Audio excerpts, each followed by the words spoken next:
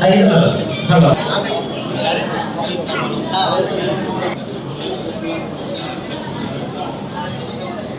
அன்பிற்குரிய எனது ஜேசிஐ உறவுகளுக்கு இனிய மாலை வணக்கத்தை அன்போடு தெரிவித்துக் கொண்டு இப்பொழுது உங்களுடைய பலத்த கைதட்டலோடு நம்முடைய பேச்சாளர்கள் வர இருக்கிறார்கள்.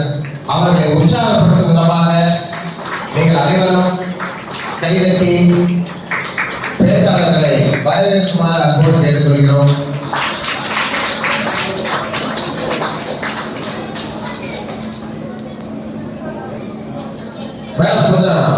என்ற அணியிற்காக அணியின் தலைவர் தேசி ராகப்பன் கணேசன் அவர்களை அன்போடு அழைக்கிறோம்.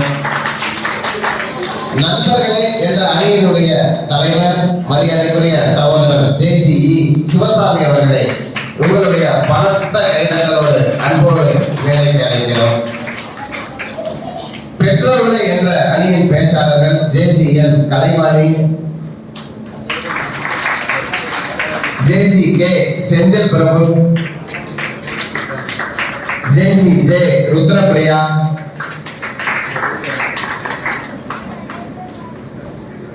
அதைத் தொடர்ந்து நண்பர்களே என்ற அணியினுடைய பேச்சாளர்கள் தேசி ஆர் ஜெனிசா, ஜேசி பி பிரதீப் குமார்,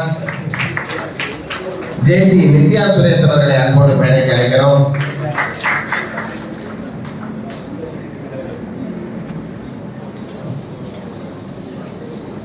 மேடம் கொஞ்சம் பின்னாடி. ஓகே,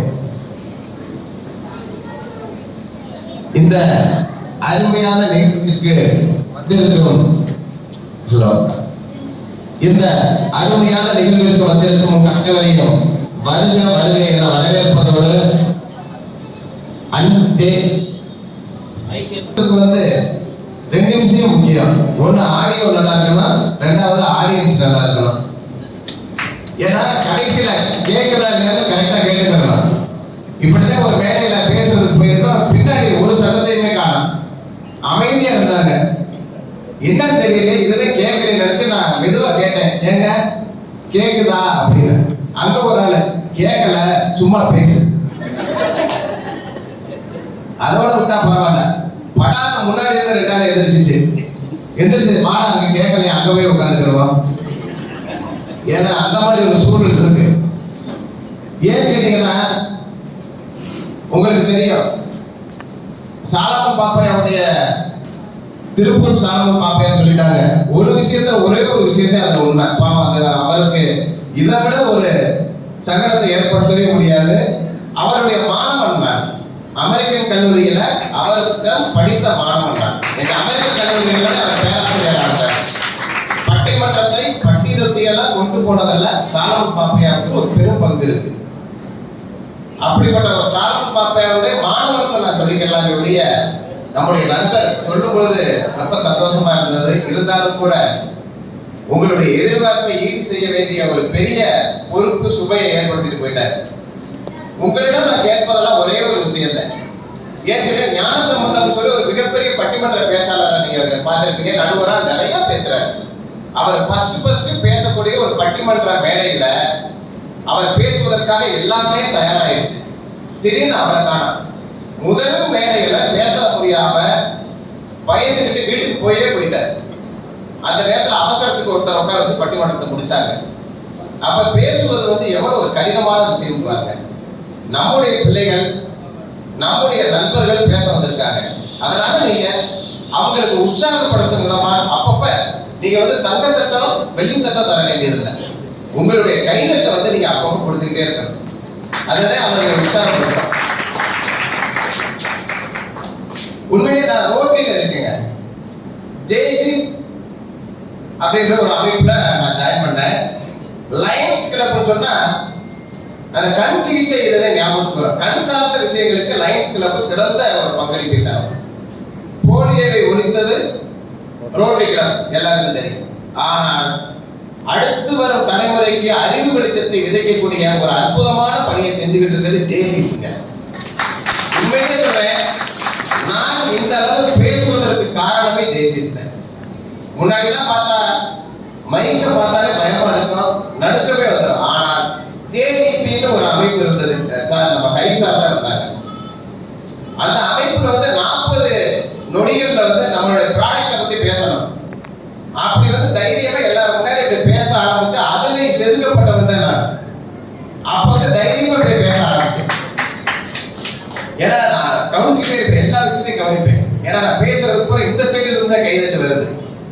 தீர்ப்புக்கு கொஞ்சம் சாதகமா இருக்கு. சில காரணங்கள் அது ஒரு காரணம், இதோட சட்டத்தை காணும்.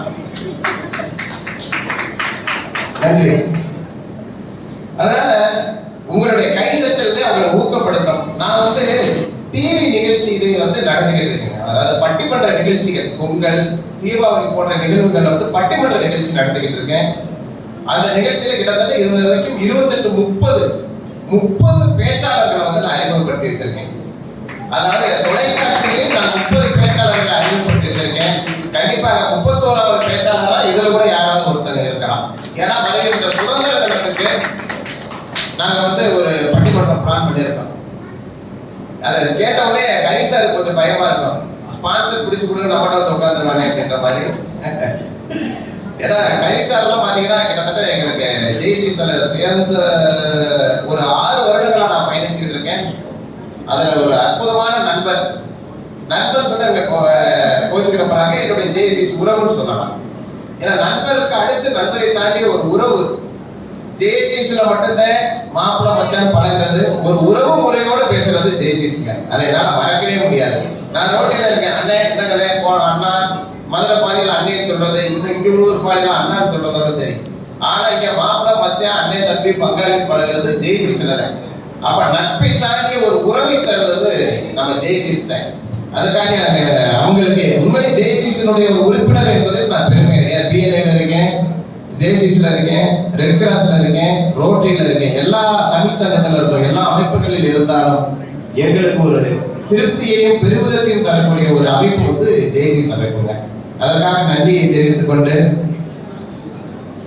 இந்த தலைப்புல ஒரு சிறு மாற்றம் இல்ல, அதே தலைப்பு தான்.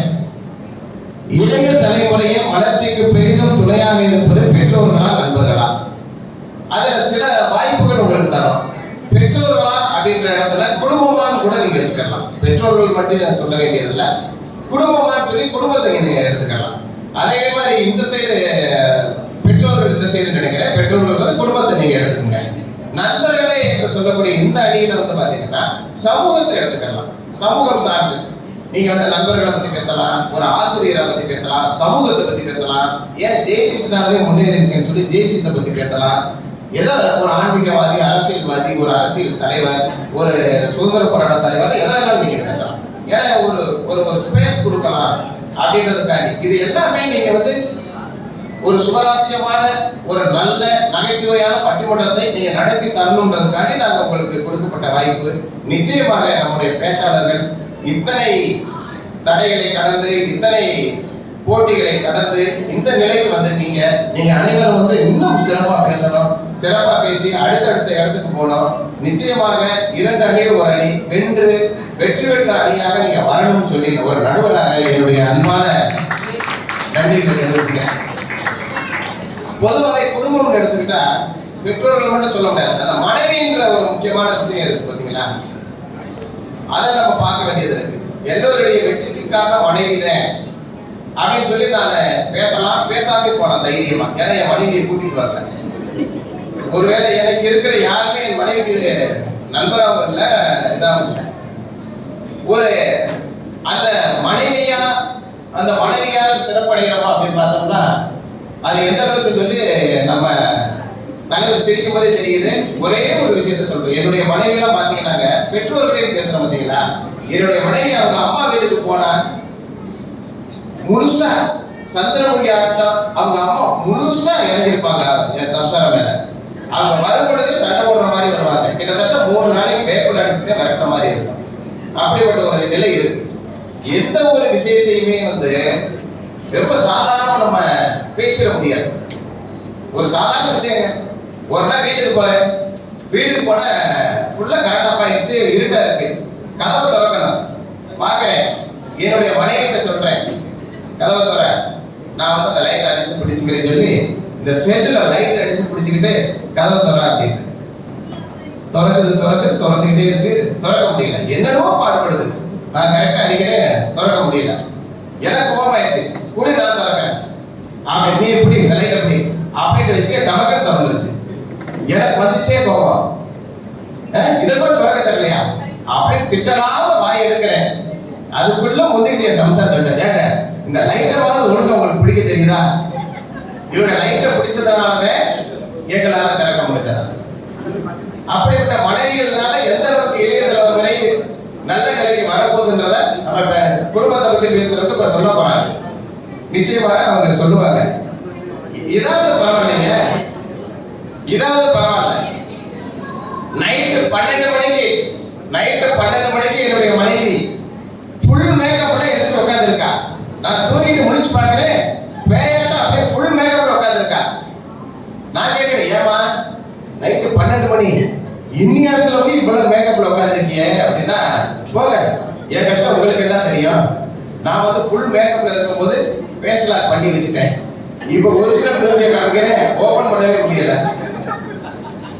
அதனால எந்த நேரம் ஓபன் பண்ணாலும் இந்த மேக்கப்ல இருந்தாங்க அப்படின்னு. இந்த மாதிரி கொடுமைகளாக நாங்கள் அனுபவிக்க வேண்டியது இருக்கு.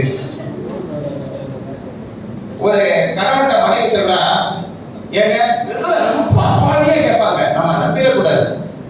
ரொம்ப அப்பாவியே ஏன்னா பெண்கள்லாம் நிறைய இருக்கீங்க. என்ன பிரச்சனை? பெண்கள் முன்னாடி பேசுறது ரொம்ப கஷ்டமான விஷயம்.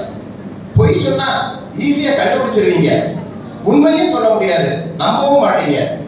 அது மட்டும் இல்லைங்க, பெண்கள் பேசுற மேடைகளை நாங்க பார்த்து பேச வேண்டியது இருக்கும். ஆண்கள் யாராவது எதிர்த்து வெளியே போனா அவங்க மட்டும் போவாங்க. அங்க பெண்கள் போனாங்க வச்சுங்க, ஒரு 4 பேர் அப்படியே சேர்த்து கூட்டு போயிடுவாங்க. அதனால நான் வேண்டி விரும்பி கேட்டுக்கொள்வது என்னன்னு கேட்டீங்கன்னா, தயவு செஞ்சு கடைசி வரைக்கும் நீங்க பட்டிமன்றத்தை பார்த்தாங்க. ஒரே ஒரு உத்தரவாதத்தை உங்களுக்கு கொடுக்குறாங்க, 2 உத்தரவாதம் கொடுக்குறான், உறுதியா நம்பி கொடுக்குறான். ஒண்ணு, இந்த பட்டிமன்றம் நிச்சயமாக உங்களுக்கு பிடிச்ச பட்டிமன்றமாக, நீங்கள் பாராட்டக்கூடிய, நீங்க விரும்பி ரசிக்கக்கூடிய ஒரு பட்டிமன்றமாக இருக்கும்ன்றதை இந்த நேரத்தில் உறுதியா நான் சொல்லிக்கிறேன். ஒண்ணு, இதை நீங்க நம்புறதாக கைது கேட்கல. 2, பட்டிமன்றத்தை முடிச்சா நல்லா இருக்குமே நீங்க நினைக்கிறதுக்குள்ள நாங்க முடிச்சிருவோம். இதுக்கு நல்ல கைதட்ட வருது. இப்ப ரொம்ப அப்பாவியா சம்சாரம் கேட்கிறேன், ஏங்க சொர்க்கம்னா என்னங்க அப்படின்னு கேட்கிறேன். சொர்க்கம்னா என்ன? அங்க எல்லாரும் சந்தோஷமா இருப்பாங்க, நல்ல மகிழ்ச்சியா நிம்மதியா இருப்பாங்க, அதே சொர்க்கம். அப்படியா? அப்ப நரகம் என்னங்க? அங்க இருக்கவங்க ரொம்ப கஷ்டப்படுவாங்க, ரொம்ப சிரமப்படுவாங்க, அதுக்கு என்ன நரகம் அப்படின்னு ஏங்க புரியுற மாதிரி சொல்லுங்க. ஒண்ணும் இல்லாம சொர்க்கம்னா நம்மளை சுத்தி வெறும் தேவதைகளா இருப்பாங்க, அதுவே சொர்க்கம். அதே இது அப்ப நரகம்னா நம்மளை சுத்தி வெறும் குரங்கா இருக்கா, அதுக்கு பேர் தான் நரகம். அப்படியா? அப்ப நான் எங்க போவேன்? நீ நரகத்துக்கு தான் போவ, நீங்க நான் சொர்க்கத்துக்கு போவேன். அதுக்கு அவன் என்ன சொல்ல தெரியுமா? அப்படியா? என்னங்க எப்படி சொல்றீங்க? உங்களுக்கு இங்கேயும் உங்களை சுத்தி தேவதை, அங்கேயும் தேவதை, இங்கேயும் எனக்கு குரங்கு, அங்கேயும் குரங்க. ஏன்னா அவங்க எப்படி பேசுறாங்க, அமைதியா பேசுறாங்க அப்படின்றத பற்றி நம்ம கடைசி வரைக்கும் நம்பிடவே கூடாது. அப்படிப்பட்ட ஒரு சூழல்ல இந்த குடும்பங்கள்ல எங்களை எல்லாம் முன்னேற்றதுக்கு காரணம் சொல்லி ஒரு நம்பிக்கையோட பேச வந்திருக்காங்க. நட்புனா என்னன்னு தெரியுமாங்க? நட்புனா ரெடியா இருக்காங்க. நீங்க நினைக்கிறீங்க சீக்கிரம் முடிச்சு வேற நினைச்சாங்க. நட்புனா என்னன்னு தெரியுங்களா? நட்புலையே ரொம்ப சிறந்த நட்புன்னு சொல்லி எதை சொல்றாங்க தெரியுமா? துரியோதனம் கர்ணன் நட்பு சொல்றாங்க. அதுல எந்த இடத்துல தெரியுமா அந்த நட்புக்கு உண்டான மரியாதை கிடைக்குது? துரியோதனனுடைய மனைவியும் பானுமதி, துரியோதனுடைய மனைவி பானுமதி, கர்ணனும் அந்த தாயை உருட்டி விளையாண்டுட்டு இருக்காங்க. விளையாண்டுட்டு இருக்கும்போது ஒரு தோக்குற சூழ்நிலை வந்துருச்சு. பானுமதி அம்மா டக்குன்னு எந்திரிக்குது. எந்திரிச்ச உடனே கர்ணன், என்ன எந்திரிக்கிறீங்க கொடுங்கன்னு சொல்லி டக்குன்னு அந்த இடுப்பு பக்கத்துல இருங்க அவன் கையை பிடிக்கும் போது தெரியாம இடுப்புல பட்டு அந்த மணி கட்டியிருப்பாங்கல்ல, அது கீழே விழுந்து உருந்துருச்சு. எல்லாமே மணிகள் பூரா அந்த கீழே விழுந்துருச்சு, ஓடிட்டு இருக்கு. டக்குனு துரியோதனன் இருந்தோன்னே அப்படியே பானுமதி அப்படியே ஸ்டன்னாகி நின்ட்டா. கர்ணனுக்கு ஒண்ணும் போடல. ஐயோ நம்ம நண்பன் நம்மள தப்பா நினைச்சிருவானே அப்படின்னு சொல்லி. அப்ப துரியோதனன் ஒரு வார்த்தை கேட்கிறார், நண்பா கீழே மணிகள்லாம் உதிர்ந்து விட்டதா, இதை எடுக்கவா இல்லை கோர்க்கவான்னு கேட்கிறேன். இதை எடுக்கவா இல்லை கோர்க்கவா? சரி எடுக்கிறது என்ன? அவனுடைய மனநிலையை பாருங்க. எடுக்கிறதா இருந்தா என் மனசுக்குள்ள கோபம் இருந்தாலும், அட பாவி இந்த வேலையை பார்த்துக்கிட்டு இருக்கா, உன்னை வச்சுக்கிறேன் பாரு அப்படின்னு எடுத்து கொடுத்துடலாம். அவன் கோர்க்கவா என்று கேட்கும் பொழுது என்ன அர்த்தம்னா, நான் நல்ல மனநிலையில் இருக்கேன். ஏன்னா நல்ல மனநிலையில் இருந்தாலே கோர்க்க முடியும். அதனால அந்த மாதிரி நான் இயல்பா இருக்கேன் காண்பிப்பதற்காக அவன் அந்த ஒரு வார்த்தையை சொல்லும் பொழுது அதனுடைய நட்பினுடைய ஆழம் நமக்கு தெரியுது. சரி, நட்பு இப்படி, அதே நட்பு இப்ப இருக்கா? அதை இனிமே ஒரு பேசுறத வச்சு நம்ம முடிவு பண்ணலாம். அதே மாதிரி பாத்தீங்கன்னா தாய் தகப்பன் தன்னுடைய தாய் தகப்பன் நம்ம பிள்ளைங்க நல்லா இருக்கணும் அப்படின்ற எந்த வித எதிர்பார்ப்பும் இல்லாமல் நினைக்கக்கூடிய உழைக்கக்கூடிய ஒரே உயிரினம் ஒரே பெற்றோர்கள். தாய் தந்தையரை காட்டிலும் நம்ம நல்லா இருக்கும் நினைக்கக்கூடிய உசுறு இந்த உலகத்துல எதுவுமே இல்லை. அதனால அப்படிப்பட்ட தாய் தந்தையர்களும் முக்கியன்ற மாதிரி பேச மாட்டாங்க. ஏன்னா ஒரு நடுவர்களுடைய இயல்போ விதிமுறையோ என்னன்னு கேட்டீங்கன்னா நிறைய விஷயங்களை அது சார்ந்து பேசிடக்கூடாது. அதனால அங்கங்க சுத்தி வர்றது. ஏன்னு கேட்டீங்கன்னா, ஐயா போன தடவை ஒருத்தர் சண்டைக்கு வந்துட்டாங்க, ஏங்க நான் எழுதி வச்சிருப்போம் நீங்க பேசிட்டு போயிட்டீங்க, நாங்க என்னங்க பண்றது? அந்த ஒரு சூழல் வர வேண்டாம்ன்றதுக்காக இத்தோடு முடிச்சுக்கிட்டு அப்பப்ப நம்ம பேசிக்கலாம். அதனால உங்களுடைய உற்சாக கரவசத்துக்களை அவங்க அறிமுகப்படுத்த வேண்டியதெல்லாம் நம்ம அப்பப்ப அறிமுகப்படுத்தலாம். ஜேசிஸ் அவினாசி ஜாஸ்மினை சேர்ந்த ஜேசி ராகப்பன் கணேசன் அவர்களே, இல்லைங்க பெற்றோர்கள் தான் இளைய தலைமுறையினுடைய முன்னேற்றத்திற்கு காரணமாக இருக்கிறார்கள் என்பதை மிகவும் அருமையாக முதல் பேச்சாளராக முத்தாய்ப்பான பேச்சாளராக உங்களுடைய பலத்த கரவசத்துக்களை வருகிறார் ராகப்பன் கணேசன் அவர்கள்.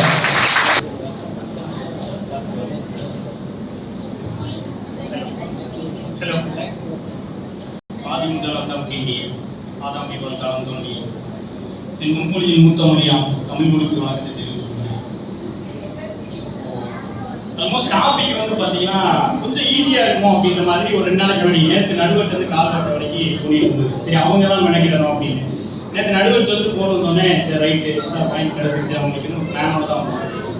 இங்கே வந்து சீஃப் கெஸ்ட்லேருந்து நடுவர்லேருந்து வந்து பேசுகிற எல்லாருமே எங்களுக்கு பாயிண்ட் சொல்லி கொடுத்துட்டு போயிட்டு இருக்காங்க. என்ன காரணம்னு எனக்கு தெரியல.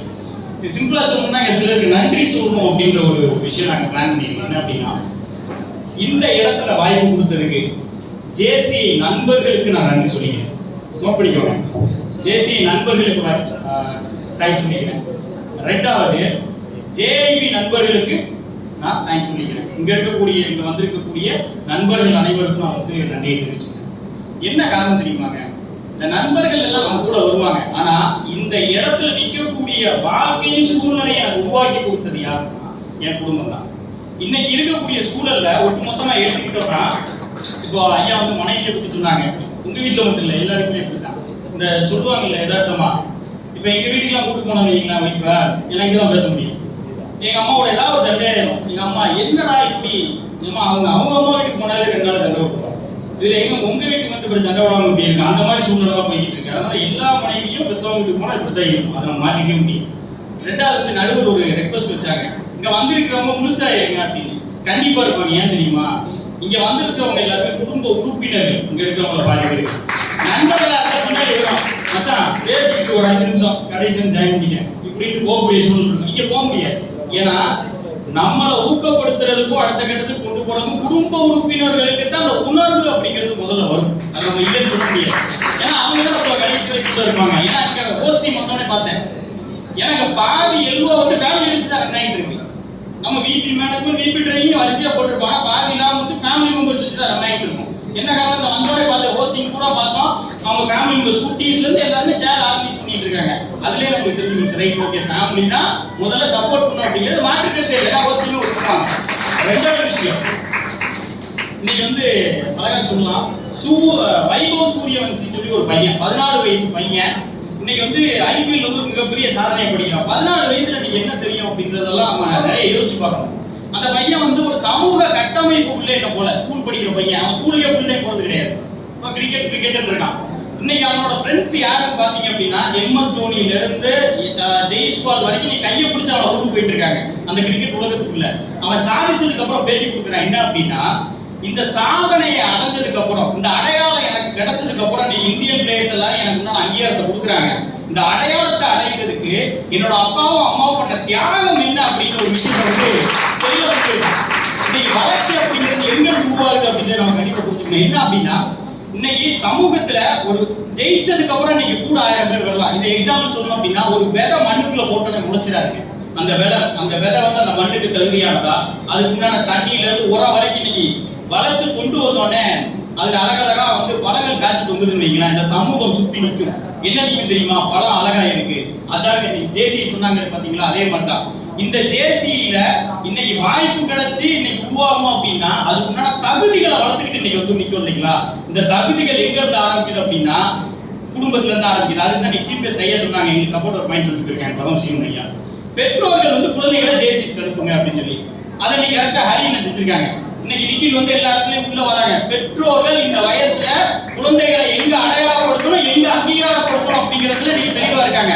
இந்த அடையாளமும் அங்கீகாரமும் இன்னைக்கு வந்து நிக்கிலுக்கோ இல்ல ஐயா சொன்ன மாதிரி நாளைக்கு உங்க குழந்தைகளே உள்ள கொண்டு வரீங்கன்னு வைங்களேன், அவங்க இந்த அடையாளத்தையும் அங்கீகாரத்தையும் அடுத்தடுத்த கட்டத்துக்கு கொண்டு போவாங்க. அப்ப இந்த சமூகம் உங்களை எல்லாத்தையும் பாராட்டும். ஆனா இதே வயசுல நீ வெளியில கஷ்டப்படுறவங்க எவ்வளவு பேர் இருக்காங்க. எக்ஸாம்பிள் சொல்லலாம், இளைய தலைமுறை தான் நம்ம நண்பர்களா ஆப்போசிட்ல அண்ணன் தங்கச்சி எல்லாம் உட்காந்துருக்காங்க இல்லைங்களா.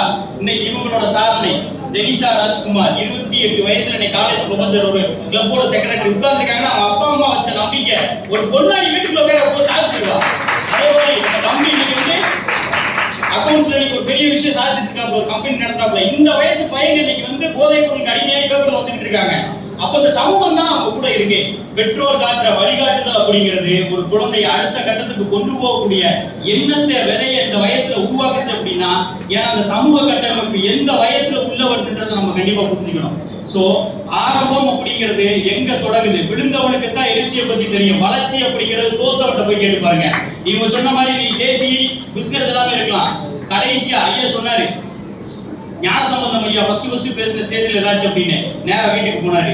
வீட்டுல சொல்லியிருப்பாங்க, ஏன் கவலைப்படுறீங்க, அடுத்து நீங்க போலாம் அப்படின்னு சொல்லி. இன்னைக்கு எங்க கண்டிப்பு இருக்கோ அங்கதான் கண்டிப்பா வந்து வாழ்க்கையில ஜெயிக்கும். மனைவி கண்டிக்கிறாங்கன்னு சொல்றோம். ஆனா மனைவியும் பெற்றோரும் கண்டித்ததால் மட்டுமே இன்னைக்கு சமூகத்தில் ஒரு அடையாளம் என்பது நமக்கு நிச்சயமாக கிடைத்திருக்கும். அந்த அடையாளம் கிடைத்த பின்புதான் இந்த சமூகத்தில் ஜேசியில இருந்து எல்லாமே நமக்கு ஒரு அங்கீகாரத்தை கொடுத்துருக்குன்னு சொல்லிட்டு எனக்கு வாய்ப்பு எடுத்துக்கு நன்றி.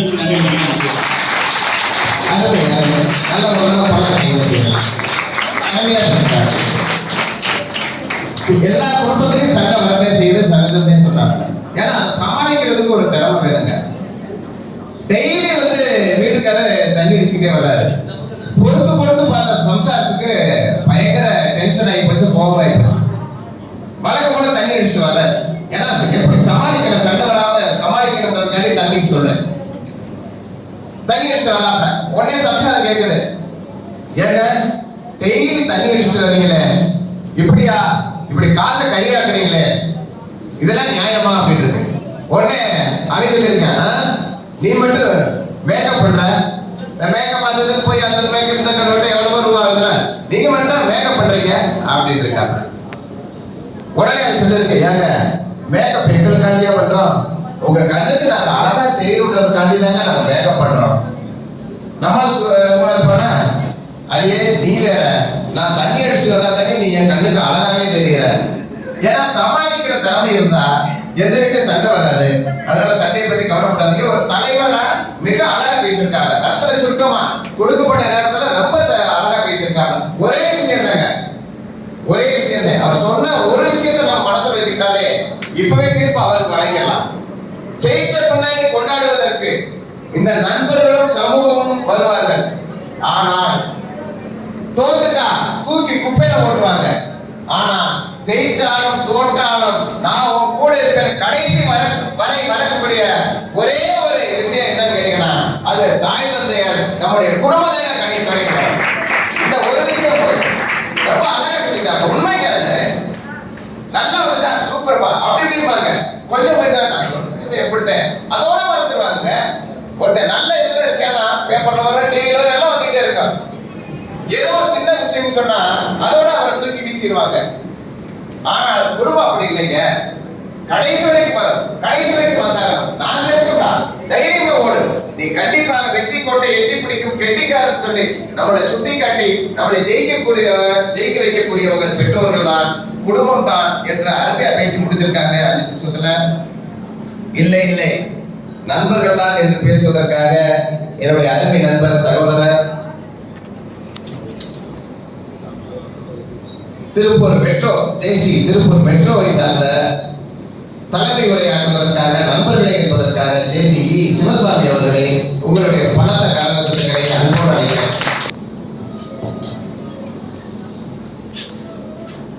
எல்லாம் வல்ல இறைவனுக்கும் மதிப்பிற்குரிய நடுவர் அவர்களுக்கும், பெற்றோர்களே என பேச வந்திருக்கும் எனது பாசத்திற்குரிய நண்பர்களுக்கும், அவையில் உள்ள எனது நட்புகளுக்கும் உயிரினும் மேலான தமிழை வணங்கி எனது உரையை துவங்குகிறேன். சுயநம்பிக்கை சொர்க்கமாக மாற்றும் இடம் நட்பு. சாதனையின் கதவுகளை திறக்கும் சாவி நண்பன். சாதனையின் கதவுகளை திறக்கும் சாவி நண்பன். இது வெறும் வார்த்தை போட்டி அல்ல, இது உணர்வுகளின் வெளிப்பாடு. இது வெறும் வார்த்தை போட்டி அல்ல, உணர்வுகளின் வெளிப்பாடு. நமது வாழ்வில் நண்பர்கள் வகிக்கும் முக்கியத்துவத்தை கூறும் வாய்ப்பும் கூட. நடுவர் அவர்களே, வெற்றி என்பது தனிப்பட்ட பயணம்தான், இல்லைன்னா சொல்லலைங்க. ஆனா அந்த சாலையை சமன்படுத்தி நம்ம கூட டிராவல் பண்ணி ஜெயிக்க வைக்கிறது நண்பர்கள் தான் நடுவர்களே, பெற்றோர்கள் கிடையாதுங்க. அதே மாதிரி இவங்க பேசும்போது சொன்னாங்க, மனைவி கூட சின்ன சின்ன சண்டைன்னு. எப்ப வர்றீங்கன்னு கேட்காத மனைவி அமைஞ்சா வாழ்க்கை ஜெயிச்சிருங்க.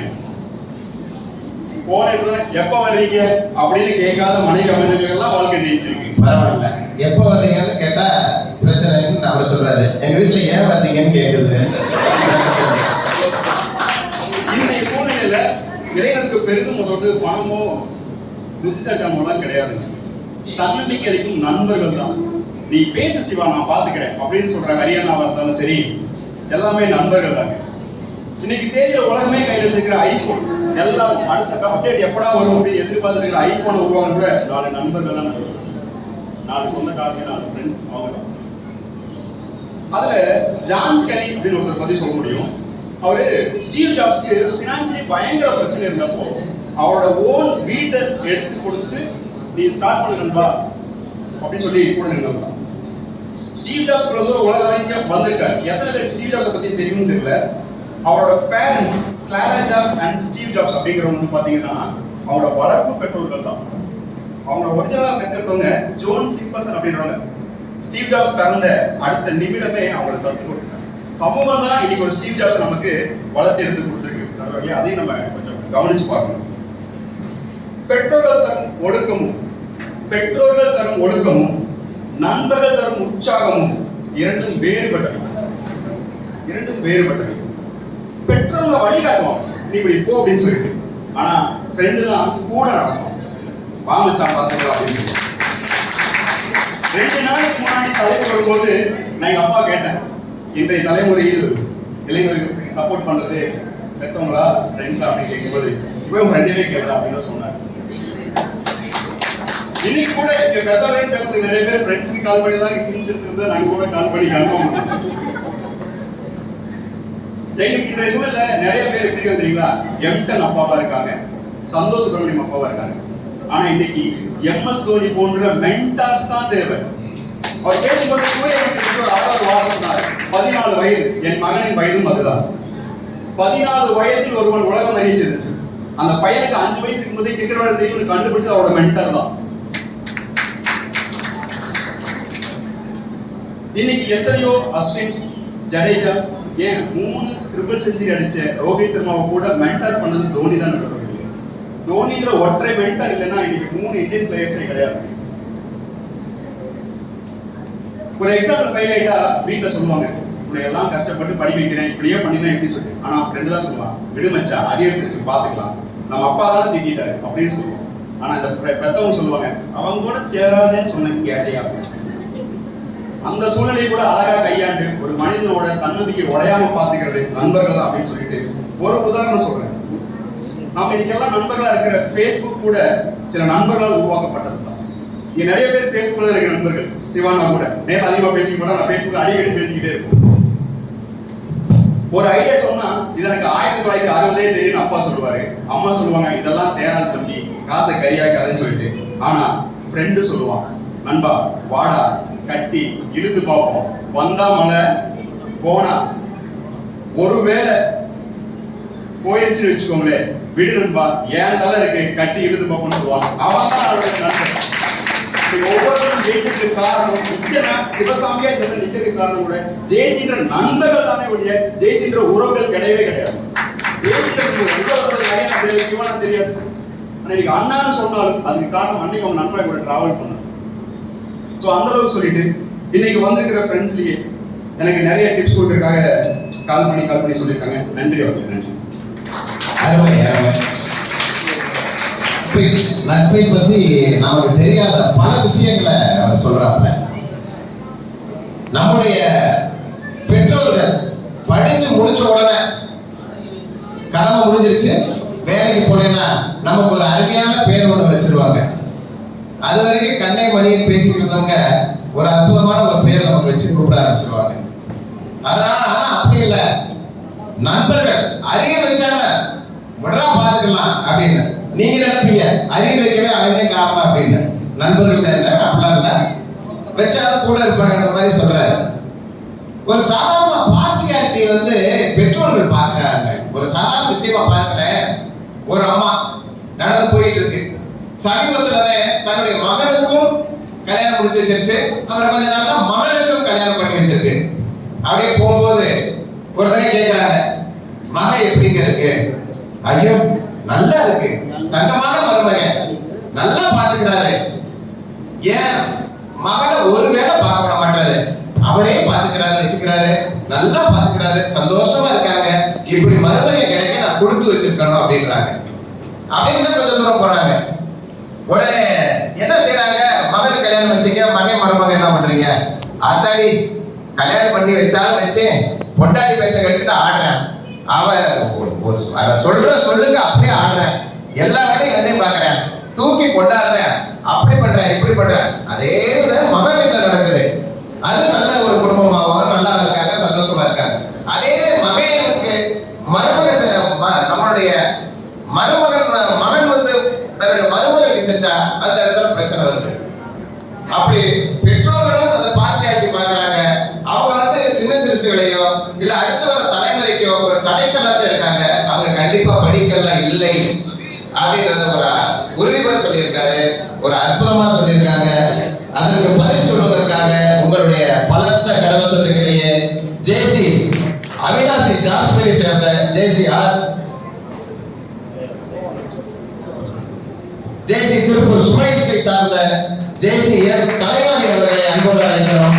பெற்றோர்களே பெற்றோர்களே பெற்றோர்களே என்று பேசுவதற்காக. வாழ்க நிரந்தரம், வாழ்க தமிழ் மொழி, வாழிய வாழியவே. வாழ்க நிரந்தரம், வாழ்க தமிழ் மொழி, வாழிய வாழியவே. வானம் அடர்ந்தது, அனைத்தும் அடர்ந்தது, தமிழ் மொழி வாழியவே. ஏழ்கடல் வைப்பினும் தன்மனம் வீசி தமிழ் இசை கொண்டு வாழியவே. எங்கள் தமிழ் மொழி, எங்கள் தமிழ் மொழி என்றென்றும் வாழியவே. அவை அமர்ந்திருக்கும் அனைவருக்கும் எனது இனிய மாலை வணக்கங்கள். கான மயிலாட கண்டிருந்த வான்கோழி தானும் தன் கொள்ளா சிறகை விரித்து ஆடினார் போல நானும் என் வார்த்தை சிறகுகளை விரித்து பறக்க வந்திருக்கிறேன். வாழ்க்கையில வெற்றி பெறணும்னா நண்பர்கள் தேவைங்க. வாழ்நாள் முழுவதுமே வெற்றி பெறணும்னா பெத்தவங்க தான் தேவை. பெற்றோர் இன்றி வாகனம் இயங்காது, பெத்தவங்க இல்லைன்னா பிள்ளைகளோட வாழ்க்கை இயங்காது. குழந்தைங்களோட முதல் பாடசாலை அவங்களோட குடும்பம், அவங்களோட முதல் ஆசிரியர் அவங்களோட பெற்றோர், அவங்களோட முதல் நண்பன் அவங்களோட உடன் பிறந்தவங்க தான். அங்க இருந்துதான் அவங்களுக்கு கல்வி, ஒழுக்கம், பண்பாடு எல்லாமே கற்றுத்தரப்படுது. நம்ம ஸ்கூலுக்கு போறதுக்கு முன்னாடியே சாரி கேளு, தேங்க்யூ சொல்லு அப்படின்னு சொல்லி தரது நம்மளோட பேரண்ட்ஸ் தான். நல்லது குடும்பம் பல்கலைக்கழகம். மரத்தோட வளர்ச்சிக்கு அடித்தளம் அதோட வேர்கள் தான், அவங்கதான் நம்மளோட பெற்றோர்கள். அதே மரம் பறந்து விரிஞ்சு வளரணும் அப்படின்னா அதோட மண் ஊட்டமளிக்கப்பட வேண்டும்.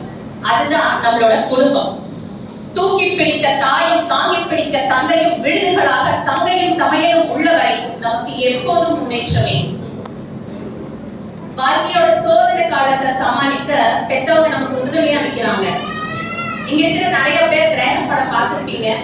அதுல ஹீரோ வந்து கிளைமேக்ஸ்ல தன்னோட அப்பாட்ட போய் பேசுவாரு, அப்பா நான் உனக்கு தாப்பா ரொம்ப கஷ்டம் கொடுத்துட்டேன், என்ன மன்னிச்சிருன்னு சொல்லுவாரு. அதுக்கு அப்பா சொல்லுவாங்க, நீ யாரையும் கெடுத்து வாழணும்னு நினைக்கல சாமி, பரவாயில்ல விடு அப்படின்பாரு.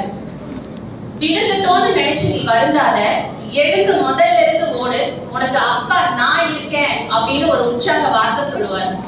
எந்தவித எதிர்பார்ப்பும் இல்லாத ரியல் ஹீரோக்கள் நம்மளோட அப்பாக்கள் தாங்க. நீங்கள் சூடிடும் மணிகள் அவர்களது வியர்வையின் துளிகள். தாயினுடைய உழைப்பிலே வளர்கிறோம், தந்தையினுடைய வியர்விலே உயர்கிறோம். கண்ணை ஒளியாக்கி கையை தொட்டியாக்கி தன் ரத்தத்தை பாலாக்கி தருபவளே தாய். கட்டட வேலைக்கு போனாலும் கண்டக்டர் வேலையில இடிபாடுகளுக்கு இடையில நடந்தாலும் தான் புள்ள நல்லா படிக்கணுமேனு பள்ளிக்கூட ஃபீஸ் கட்டுறவர் தாங்க அப்பா. தன்னை காப்பாத்தணும்னு நினைச்சு எந்த ஒரு தகவலும் பையனை படிக்க வைக்கிறது இல்லைங்க. தான் பட்ட கஷ்டம் தான் பையன் படக்கூடாதுன்னு நினைச்சுதான் அவங்களை படிக்க வைக்கிறாங்க. வரப்பிலே பில்லருக்கு வயலிலே களை எடுத்து கையிலே வடிகின்ற ரத்தத்தை காசாக்கி என்னுடைய ஏழை தாயும் தந்தையும் என்னை படிக்க வச்சாங்க. இன்னைக்கு என்னோட ஃபேமிலியில 4 டாக்டர்ஸ் இருக்காங்க, நான் ஒரு மருத்துவமனைக்கு சொந்தக்காரன் அப்படின்றத நிறைய மேடை பேச்சுகள்ல சொல்றாரு முன்னாள் ஐபிஎஸ் அதிகாரி திரு கலிமூர்த்தி ஐயா அவங்க. ஆமாங்க, எழுத்தறிவு இல்லாம தினசரி கூலி வேலை செஞ்சு தான் பிள்ளைய ஐஏஎஸ் ஐபிஎஸ் அதிகாரியா உருவாக்கிய நிறைய பெற்றோர்கள் இங்க இருக்கத்தான் செய்யறாங்க. அரங்கத்தில் அமர்ந்துள்ள இளைய தலைவர்களே, உங்கள் கனவுகளை நனவாக்க உறுதுணையாக்கும் தூண்கள் உங்கள் குடும்பமே. எக்ஸாமுக்கு அல்லது இன்டர்வியூக்கு நம்ம ப்ரிப்பேர் ஆயிட்டு இருப்போம்.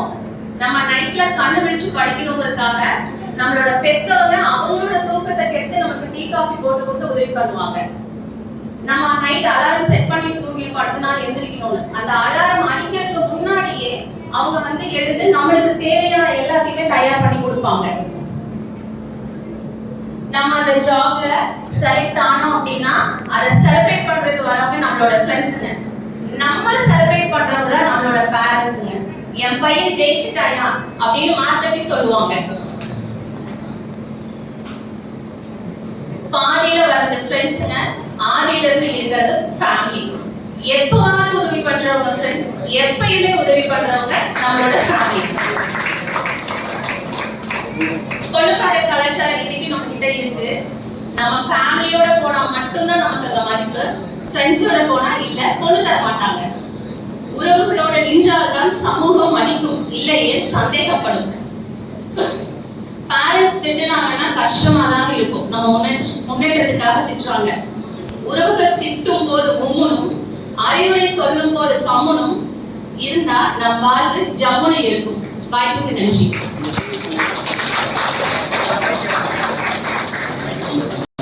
அருமையா பேசிட்டாங்க. அவங்களுக்கு இன்னொரு கைதட்டு நம்ம கொடுத்துடலாம். ரொம்ப அருமையா பேசிட்டாங்க. நட்புன்றது பாதியிலே வருது, பாதியிலே போயிடும்.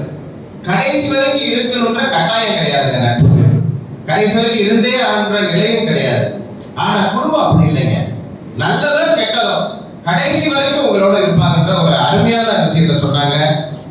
அது மட்டும் இல்லைங்க, டிராகன் படத்துல அந்த தந்தை அந்த ஒரு சீன் அந்த படத்தினுடைய மிகப்பெரிய வெற்றிக்கு காரணம். அதுல சொல்லக்கூடிய எத்தனையோ விஷயங்கள் இருந்தாலும் அந்த தந்தையா வந்து அவர் பேசுறாரு பாருங்க, அந்த படமும் வெற்றி பெற்றது. அந்த நடிகரும் மிகப்பெரிய புகழை சம்பாதிச்சிருக்காரு. அந்த காரணம் அந்த அருமையான அந்த வசனம். உண்மைங்க, ஒரு உண்மைங்க வந்து ஒரு திரையில் பார்க்கும் பொழுது மக்கள் அதை அங்கீகரிக்கிறார்கள் அப்படின்றதுக்கு ஒரு தன்னுடைய தந்தையை பத்தி அவங்க சொன்னாங்க. தான் பட்ட கஷ்டம் படக்கூடாதுன்றதுக்காக உழைக்கக்கூடிய ஒரே உசிறு தந்தைங்க. தான் பட்ட கஷ்டம் தன் பிள்ளை படக்கூடாது, தான் பார்க்காத சந்தோஷங்களை எல்லாம் தன் பிள்ளை பார்க்க வேண்டும் என நினைக்கக்கூடிய ஒரு ஒரு உரிமையான ஒரு உத்தமமான உறவு தாங்க நம்மளுடைய தந்தையார் அவர்கள். அந்த விஷயத்த அருமையா சொன்னாங்க. இன்னொன்னு சொன்னாங்க, நல்லதுக்கு தானே கண்டிக்கிறாங்க, சும்மா சும்மா குறை சொல்றாங்க, நல்லதுக்கு தானே. மூத்தோர் சொல்லும் முதுநெல்லி கனியும், முன்னே கசக்கும் பின்னே இனிக்கும் சொல்லியிருக்காங்க. நம்ம நல்லதுக்காக மட்டும்தாங்க நம்மளுடைய பெற்றோர்கள் சொல்றாங்க. அதனால நட்பை விட நம்முடைய வெற்றிக்கும் முன்னேற்றத்திற்கும் காரணமாக இருப்பது பெற்றோர்கள் தான் அப்படின்னு ஆணித்தரமா பேசியிருக்காங்க. அவர்கள் பதில் சொல்லக்கூடிய நம்முடைய ஜெய்சி அவினாசி ஜாஸ்மினை சேர்ந்த ஜெய்சி ஜெனிசா அவர்கள். இவர்களை எனக்கு நல்லா தெரியும். ஸ்பீச் கிராஃப்ட்னு சொல்லி ஒரு இதுல வந்து மிக அற்புதமா பேசி ஒரு சிறப்பான அங்கீகாரத்தை அவங்க பெற்றாங்க. அப்பவே நான் வியந்து பார்த்தேன். ரொம்ப சந்தோஷம். வாழ்த்துக்கள். எனது தமிழுக்கும் என் முன்னே இருக்கும் அவையோருக்கும் நடுவர் அவர்களுக்கும் எனது ஆசான்களுக்கும் முதற்கண் வணக்கம். ஆசான்கள் அப்படின்னு சொன்ன காரணம் இவர் நடுவர் ஐயா சொன்னாரு, நான் ஸ்பீச் கிராஃப்ட் அப்படின்னு ஒரு இதுல பேசினேன் அப்படின்னு. எனக்கு அதுக்கான அடித்தளம் JCI அப்படின்ற ஒரு பிளாட்ஃபார்ம் எனக்கு தெரிய வந்ததுனால தாங்க. இது எனக்கு தெரிய வந்ததுக்கு காரணம் எனது தோழமை. என்னோட மாணவர்களுக்கு ஒரு பயிற்சி வகுப்புக்காக வந்த ஒரு ட்ரெயினர் கிட்ட நீங்க எங்க இருந்து வரீங்கன்னு கேட்டேன். அவங்க JCIன்னு சொன்னாங்க. உடனே JCI எங்கேயோ கேள்விப்பட்டிருக்கிறேன். நான் போய் எங்க அப்பா கிட்ட கேட்டேன். அப்ப அவரு, ஆமாம்மா, என்னோட தோழர் கூட JCIல தான் இருக்காரு, உனக்கு நான் நம்பர் தரேன், கூப்பிட்டு பேசுன்னு எங்க அப்பாவே அவரோட தோழர் கிட்ட தான் கேட்டாரு. ஃபர்ஸ்ட் டைம் EPSன்னு ஒன்று ஏறினேன். எனக்கு அழகா, உன்னால முடியும் ஜெனிஷா, பேசு, நீ ரொம்ப அழகா பேசுற, இந்த இடத்துல இதை மாத்திக்கோ, அந்த இடத்துல அதை மாத்திக்கோ அப்படின்னு எனக்கு சிவா சாரும் கார்த்திக் சாரும் ஹரி சாரும் சொன்ன அறிவுரைகள்னாலதான் நான் இன்னைக்கு இருக்கேன். அப்போ ஆசான்களா மட்டும் இருக்காங்களா? இல்ல, சக தோழர்களா இருக்காங்க. ஒரு ஸ்டூடெண்ட குச்சி எடுத்து அடிச்சா மட்டும் ஆசிரியரா? கிடையாது. உன்னால முடியும் கண்ணான்னு தோல் தட்டி கொடுத்து நான் கூடவே வளர்த்து கொண்டு போறாங்க இல்லையா, அவங்க சக நண்பர்கள் தானே. இந்த காலத்துல என்னடா படிக்கிற, ஒழுக்கமா படிக்க மாட்டியா அப்படிம்பாங்க. ஏன், உனக்கு சொல்லி கொடுத்த புரியலையாமாங்க. எனக்கு புரியல. வகுப்பறையில 60 பிள்ளைங்க இருக்காங்க, அதுல ஒருத்தன் எனக்கு மட்டும் புரியல. நான் என்ன பண்ணட்டும்னா, விடு மச்சான், நான் சொல்லி தரேன் வா அப்படின்னு எக்ஸாமுக்கு முன்னாடி நாள் உட்கார்ந்து அவன் எடுத்த நோட்ஸ் எல்லாம் கொடுத்து உள்ள வாட்ஸ்அப் மெசேஜ் அனுப்பிச்சு அத்தனையும் சொல்லி கொடுக்கறது என்னோட தோழமை தாங்க. அது மட்டுமா, இந்த காலத்துல ஸ்கூலுக்கு அனுப்பிச்சிடுறாங்க. கண்டிப்பா எல்லாத்தையும் ரொம்ப சிம்பிளா சொல்லணும்னா, நம்ம 2K பேரண்ட்ஸ் எடுத்துக்கோங்க, 2 வயசு 3 வயசுல பிளே ஸ்கூல் அனுப்பிச்சிடுறாங்க. இந்த காலத்துல எங்க கூட இருக்காங்க பெற்றோர்கள்? கூட இல்லைங்க, எல்லாரும் பள்ளிக்கூட வாசல்ல தான் இருக்காங்க. 3 மணி ஆச்சா, அஷோ பிள்ளைகளை போய் கூப்பிடணும் அப்படின்னு தானே இருக்காங்களே தவிர அவங்களுக்கு எங்க இருக்கு கைட்ஷிப், மென்டர்ஷிப் இல்லையே. அப்போ அந்த குழந்தைக்கு எப்படி சாப்பிடணும், எப்படி எல்லாம் நன்னடத்தை இருக்கணும்னு அத்தனையும் சொல்லி கொடுக்கறது அழகா தோழமையோட எங்களுக்கு சொல்லி கொடுக்கிற எங்க வகுப்பாசிரியர் தானே. இதுல ஏதாவது மாற்று கருத்து இருக்கா? இல்லவே இல்லை. அது மட்டுமா அப்படின்னு கேட்டா, இந்த காலத்துல இங்க இருக்க அத்தனை பேருமே ஃபேமிலின்னு சொன்னீங்க. கண்டிப்பா ஒருத்தருக்காக வந்திருக்கலாம். ஆனா என் ஃபேமிலி கூட தான் இருக்கான்னு கேட்டா கிடையாது. அட இவன் என் நண்பர், இவங்க கூட பழகிக்குங்கம்மா அப்படின்னு அவன் சொல்றதுக்கு முன்னாடி, உங்களுக்கு தெரியாதா, நம்ம போன மீட்டிங்லயே பார்த்தோம் நாங்க ஃப்ரெண்ட்ஸ் அப்படின்னு சொல்லி இப்ப இங்க இருக்க அத்தனை பேருமே ஃபேமிலி ஃப்ரெண்ட்ஸா மாறி இருக்கும். இது எல்லாமே என்ன, JCI நமக்கு கொடுத்த தோழமை. அழகா தோழர்களா அனைவரும் வாழ்ந்துகிட்டு இருக்கோம். பெற்றோர்கள் தான் எல்லாமே அப்படின்னு சொல்றீங்க. இந்த காலத்துல சமுதாயம் முக்கிய பங்கு வகிக்குது. ஏன்னா பிறந்த குழந்தைய கொண்டு போய் அனாதாசிரமத்தை வாசல்ல போட்டுறோம், வயதான பெற்றோர்களை முதியோர் இல்லங்கள்ல சேர்த்துறோம். அப்ப அவங்களுக்கு எங்க இருக்கு, யார் கூட இருக்காங்க, உறவுகள் இருக்கா, அவங்களோட பெற்றோர்கள் இருக்காங்களா? கண்டிப்பா கிடையாது. அப்ப அவங்களுக்கு உறுதுணையா, அவங்களுக்கு பக்கபலமா கூட இன்னொருத்தங்க இருக்காங்க. வா, நான் உன்னை பாத்துக்கிறேன், உன் பையன் விட்டுட்டு போயிட்டானா பரவாயில்ல விடுமா, நான் உன்னை இருந்து பாத்துக்கிறேன், நம்ம ஃப்ரெண்ட்ஸ் அப்படின்னு கூட இருந்து அவங்களுக்கு அவங்களே வந்து பக்கபலமா இருந்துக்கிறாங்க. அப்ப இந்த இடத்துல எங்க இருக்கு வெறும் பெற்றோர்கள் மட்டும்? கண்டிப்பா கிடையாதுங்க. இதெல்லாம் தாண்டி நமக்கெல்லாம் தெரிஞ்ச ரொம்ப லைவ் எக்ஸாம்பிள் பார்க்கலாங்களா? சிவகார்த்திகேயன் அவர்கள், விஜே சித்து அவர்கள், விஜய் சித்து vlogs எல்லாத்துக்குமே தெரியும் இல்லைங்களா? அழகா ஃப்ரெண்ட்ஸ்னால வந்து அமைஞ்ச ஒரு இது. சும்மா நார்மலா மொபைல் வச்சு வீடியோ எடுத்துட்டு இருந்தாங்க. இப்போ ஃபிலிம் இண்டஸ்ட்ரி வரைக்கும் போயிருக்காங்க. எல்லா பக்கமும் தெரியுது. மாகாப்பா பிரியங்கானா எல்லாத்துக்கும் தெரியுதா? அவங்களுக்குள்ள இருக்க duo அழகான ஃப்ரெண்ட்ஷிப் எவ்வளவு அழகா இருக்கு. ஹிப்ஹாப் தமிழா ஆதி ஃப்ரெண்ட். கண்டிப்பா அப்பா சொன்னாரு, நீ போ சாமி, என்னாலும் தோத்தாலும் ஜெயிச்சாலும் மீசிய முருங்கு. ஆனா அவருக்கு கூட ஒரு ஃப்ரெண்ட் இல்லைன்னா அவரால் ஒரு duo போட்டிருக்க முடியுமா? நண்பன் கூடவே இருந்து தானும் வளர்ந்து அவரையும் வளர்த்துறாங்க. இதெல்லாம் மட்டும் கிடையாது அப்படின்னு பார்த்தா இன்னும் ஏகப்பட்டவர். விவேகானந்தருக்கு கிடைச்ச ராமகிருஷ்ண பரமஹம்சன் மாதிரி, என்னோட அரிஸ்டாட்டிலுக்கு கிடைச்ச லாட்டோ மாதிரி இன்னைக்கு நான் முன்னாடி இருக்க காரணமும் எனது தோழமை. நன்றி. ரொம்ப அருமையா பேசிட்டாங்க. நட்புக்கு வந்து எந்த அளவுக்கு வலு சேர்க்கணும், இந்த சமூகத்திற்கு எந்த அளவுக்கு வலுவை சேர்க்கணுமோ அந்த அளவுக்கு பேசியிருக்காங்க. இன்னும் ஒரு நல்ல ஒரு கைதட்டை அவங்களுக்கு கொடுத்துடலாம். ஆசிரியர்களை பற்றி சொன்னாங்க. நம்முடைய அது எவ்வளவு பெரிய விஷயம். நாம் சிகரம் தொடுவதற்கு அதரம் தந்தவர்கள் ஆசிரியர்கள் அல்லவா. ஒரு நாள் லீவ் விட்டா போதும், நம்ம எவ்வளவு டென்ஷன் ஆகிறோம். லீவ் விட்டாங்களா, எதுக்கு லீவ் விட்டாங்க, இந்த பாடுபடுத்துது சொல்றோமா இல்லையா. இன்னும் ஒரு மோசமான கலாச்சாரம், பிறந்த குழந்தைகிட்டேயே செல்ல கையில கொடுத்துறாங்க. செல்ல பார்த்துட்டே இருந்தா அந்த பிள்ளை தொந்தரவு பண்ணாது, நம்ம நிம்மதியா சீரியலை பார்க்கலாம். இதெல்லாம் நியாயமா? அது அந்த கண்மை என்னத்துக்கு ஆகுறது, அதனுடைய மனநிலை என்னத்துக்கு ஆகுறது? இந்த மாதிரி இது இருக்கும் பொழுது அது அந்த இளைய தலைமுறை எப்படி முன்னேற்றத்திற்கு வரும்? ரொம்ப அற்புதமா சொல்லியிருக்காங்க. முதியோர் இல்லத்துல சேர்க்கிறோமே, இது நியாயமா? நண்பர்களா செய்யற வேலை, குடும்பத்தான செய்யுது அப்படின்னு சொன்னாங்க. உண்மை. வீட்டின் பெயரோ அன்னை இல்லம், பெற்றோர்கள் இருப்பதோ முதியோர் இல்லம். அன்னை இல்லம் பெயரை வச்சுட்டு முதியோர் இல்லத்துல போய் சேர்த்துக்கிட்டு இருக்கோம். எத்தனை இந்த ஆண்டு நான் இஸ்டர்ன் கவர்னரா ரோட்டில் இருக்கேன், 5 முதியோர் இல்லம் பெற்றோம். முதியோர் இல்லம் கட்டி அவர்கள் நிம்மதியை இருக்க வைக்கிறது சந்தோஷம் தான். ஆனால் முதியோர் இல்லம் வரக்கூடாதுங்க. பெற்று வளர்த்து ஆளாக்கி நம்மை பாதுகாத்த பெற்றோர்களை அங்க போய் விடுறது எவ்வளவு ஒரு விஷயம்.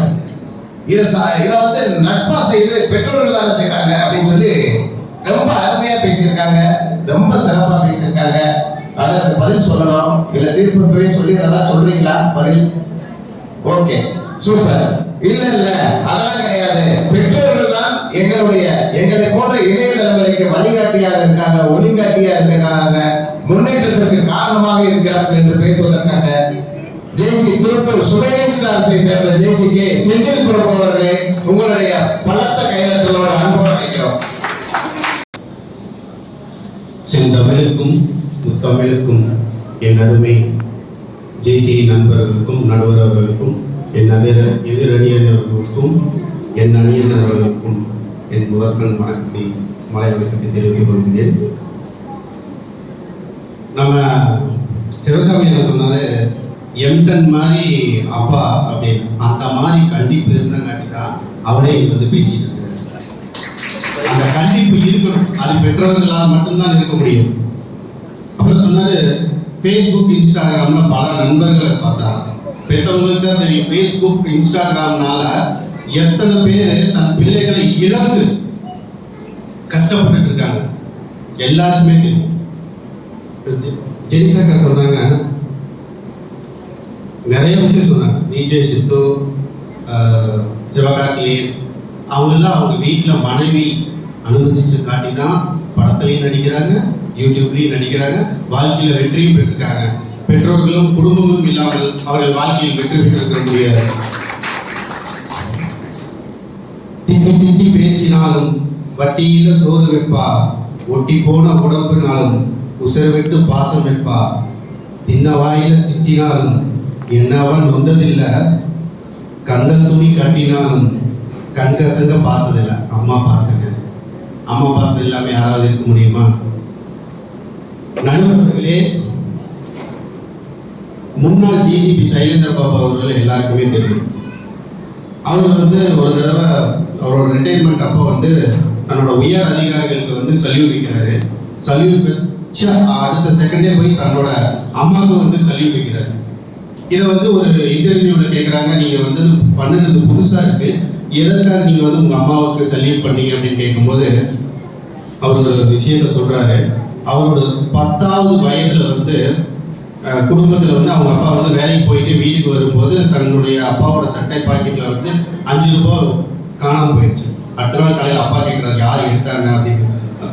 அவங்களோட சைலேந்திர பாபு அவரோட அம்மாவிட்டையும் கேட்கும்போது எனக்கு தெரியல. அம்மா எல்லா பிள்ளைகள்கிட்டையும் கேட்குறாங்க, யாருமே எடுக்கலன்னு சொல்லிட்டாரு. அவர்கிட்டையும் கேட்குறாரு, அவரும் எடுக்கலன்னு சொல்லிட்டாரு. ஒரு 15 வருடம் கழிச்சு தன்னோட முதல் மாத சம்பளத்தை வாங்கி கொண்டு சைலேந்திர பாபு அவர்கள் தன் அம்மாவிடம் மண்டிட்டு அந்த சம்பள கவரை கொடுக்கும்போது, அம்மா அன்னைக்கு நான் எடுத்த அந்த 5 ரூபாய் நான் தான் எடுத்தேன். அம்மா சிரிச்சுட்டே சொன்னாங்க, எனக்கு தெரியும். எப்படிம்மா நீங்க பார்த்தீங்களா? இல்லை, நான் உன்னை கேட்கும் பொழுது நீ இல்லை என்று சொல்லி பதில வச்சே நான் கண்டுபிடிச்சிட்டேன். அதுதான் அம்மா.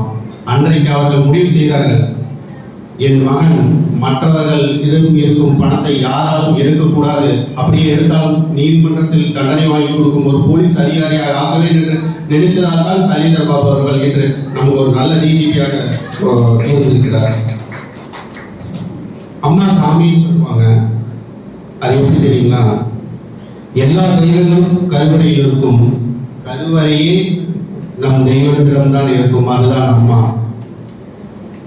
நடுவர்களே, பார்த்தால் தான் புத்தி வரும் அப்படின்னு ஒரு விஷயம் இருக்கு. அது எதுல நல்லா மேட்ச் ஆகுதுன்னா லவ்ல நல்லா மேட்ச் ஆகும். ஸ்கூல்லையே காலேஜ்லயே பக்கத்துல ஒரு பக்கி இருக்கும். அந்த பக்கி என்ன பண்ணுன்னா, மாப்பிள்ள அந்த பொண்ணு ஒன்றா தான் பார்க்குது, அந்த பையன் ஒன்றா தான் பார்க்குதுன்னு சொல்லி நம்மளுக்குள்ள காதல் வர வச்சிருவாங்க. அப்படி காதல் வந்து பையன் ஒரு கவிதை எழுதியிருக்க பாருங்க. 4 வித பண்புகளும் இருக்கும், அவள் நாவசிவில் 4 முறை பிறக்கும். வெளி சந்திரனோ சூரியனோ கண்களிலே ஜாடை பலம் தெரிக்கும், உடல் சிறுக்கும். அன்றொரு நாள் பெண் அவளை பார்த்தேன், அவள் கண்களில் கண்டு நான் உடல் வருந்தினேன். பீடி வாங்க காசில்லை, பென்சு வாங்க உனக்கு சிந்தனையோ அப்படின்னு சொல்லிட்டு ரொம்ப வருத்தப்பட்டு பண்ணியிருக்கிறாரு. இந்த மாதிரி வந்து காதலில் விழுந்து தோற்றாலும் தன் பெற்றோர்கள் கூட இருந்து மகனையும் மகளையும் ஜெயிக்க வைக்கிறதுக்காக பல போராட்டங்களை கண்டு ஜெயிக்க வச்சிருக்காங்க நடுவர் அவர்களே.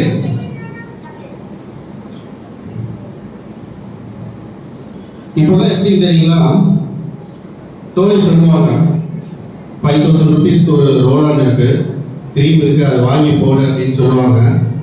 அந்த கிரீம் போட்டு 8 போட்டா வந்து ஃபேஸ் நல்லா க்ளோ ஆகும் அப்படின்னு சொல்லுவாங்க. 8 போட்டிருக்கிறதுன்னா ஆர்டிஓ ஆஃபீஸா? கிடையாது நண்பர்களே. அம்மா கொடுக்குற அந்த 5 ரூபாய் ஜூஸ்ல இருக்கும் அந்த ஃபேஸ் க்ளோ, ஆனால் நம்ம அதை உபயோகப்படுத்த மாட்டோம். நன்றி, வணக்கம்.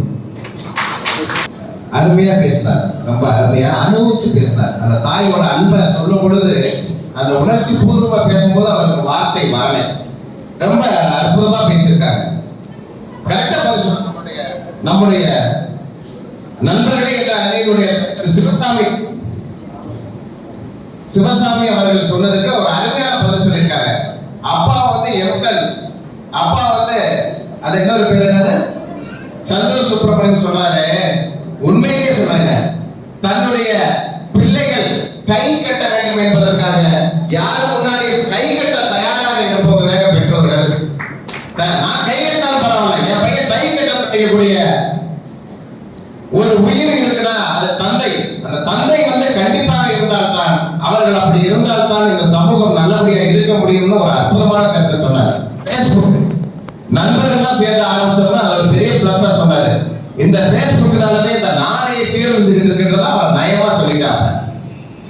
ஒரு தந்தை சொன்னாரு, செல்லும் கொடுத்து செல்லமும் கொடுத்தேன், என் செல்ல மகளும் தொடர்பு எல்லைக்கு அப்பான்னு சொல்லிட்டு. பேஸ்புக்கை பார்த்துட்டு எத்தனை பெண்கள் கெட்டு போயிடறாங்க தெரியுமா? இப்பெல்லாம் பெண்கள் நல்லவனா பார்த்து பேஸ்புக்ல காதலிக்கிறார்கள் அப்படின்னா அது இல்ல. நிறைய நம்ம நியூஸ் பேப்பர்ல பார்க்கிறோம்.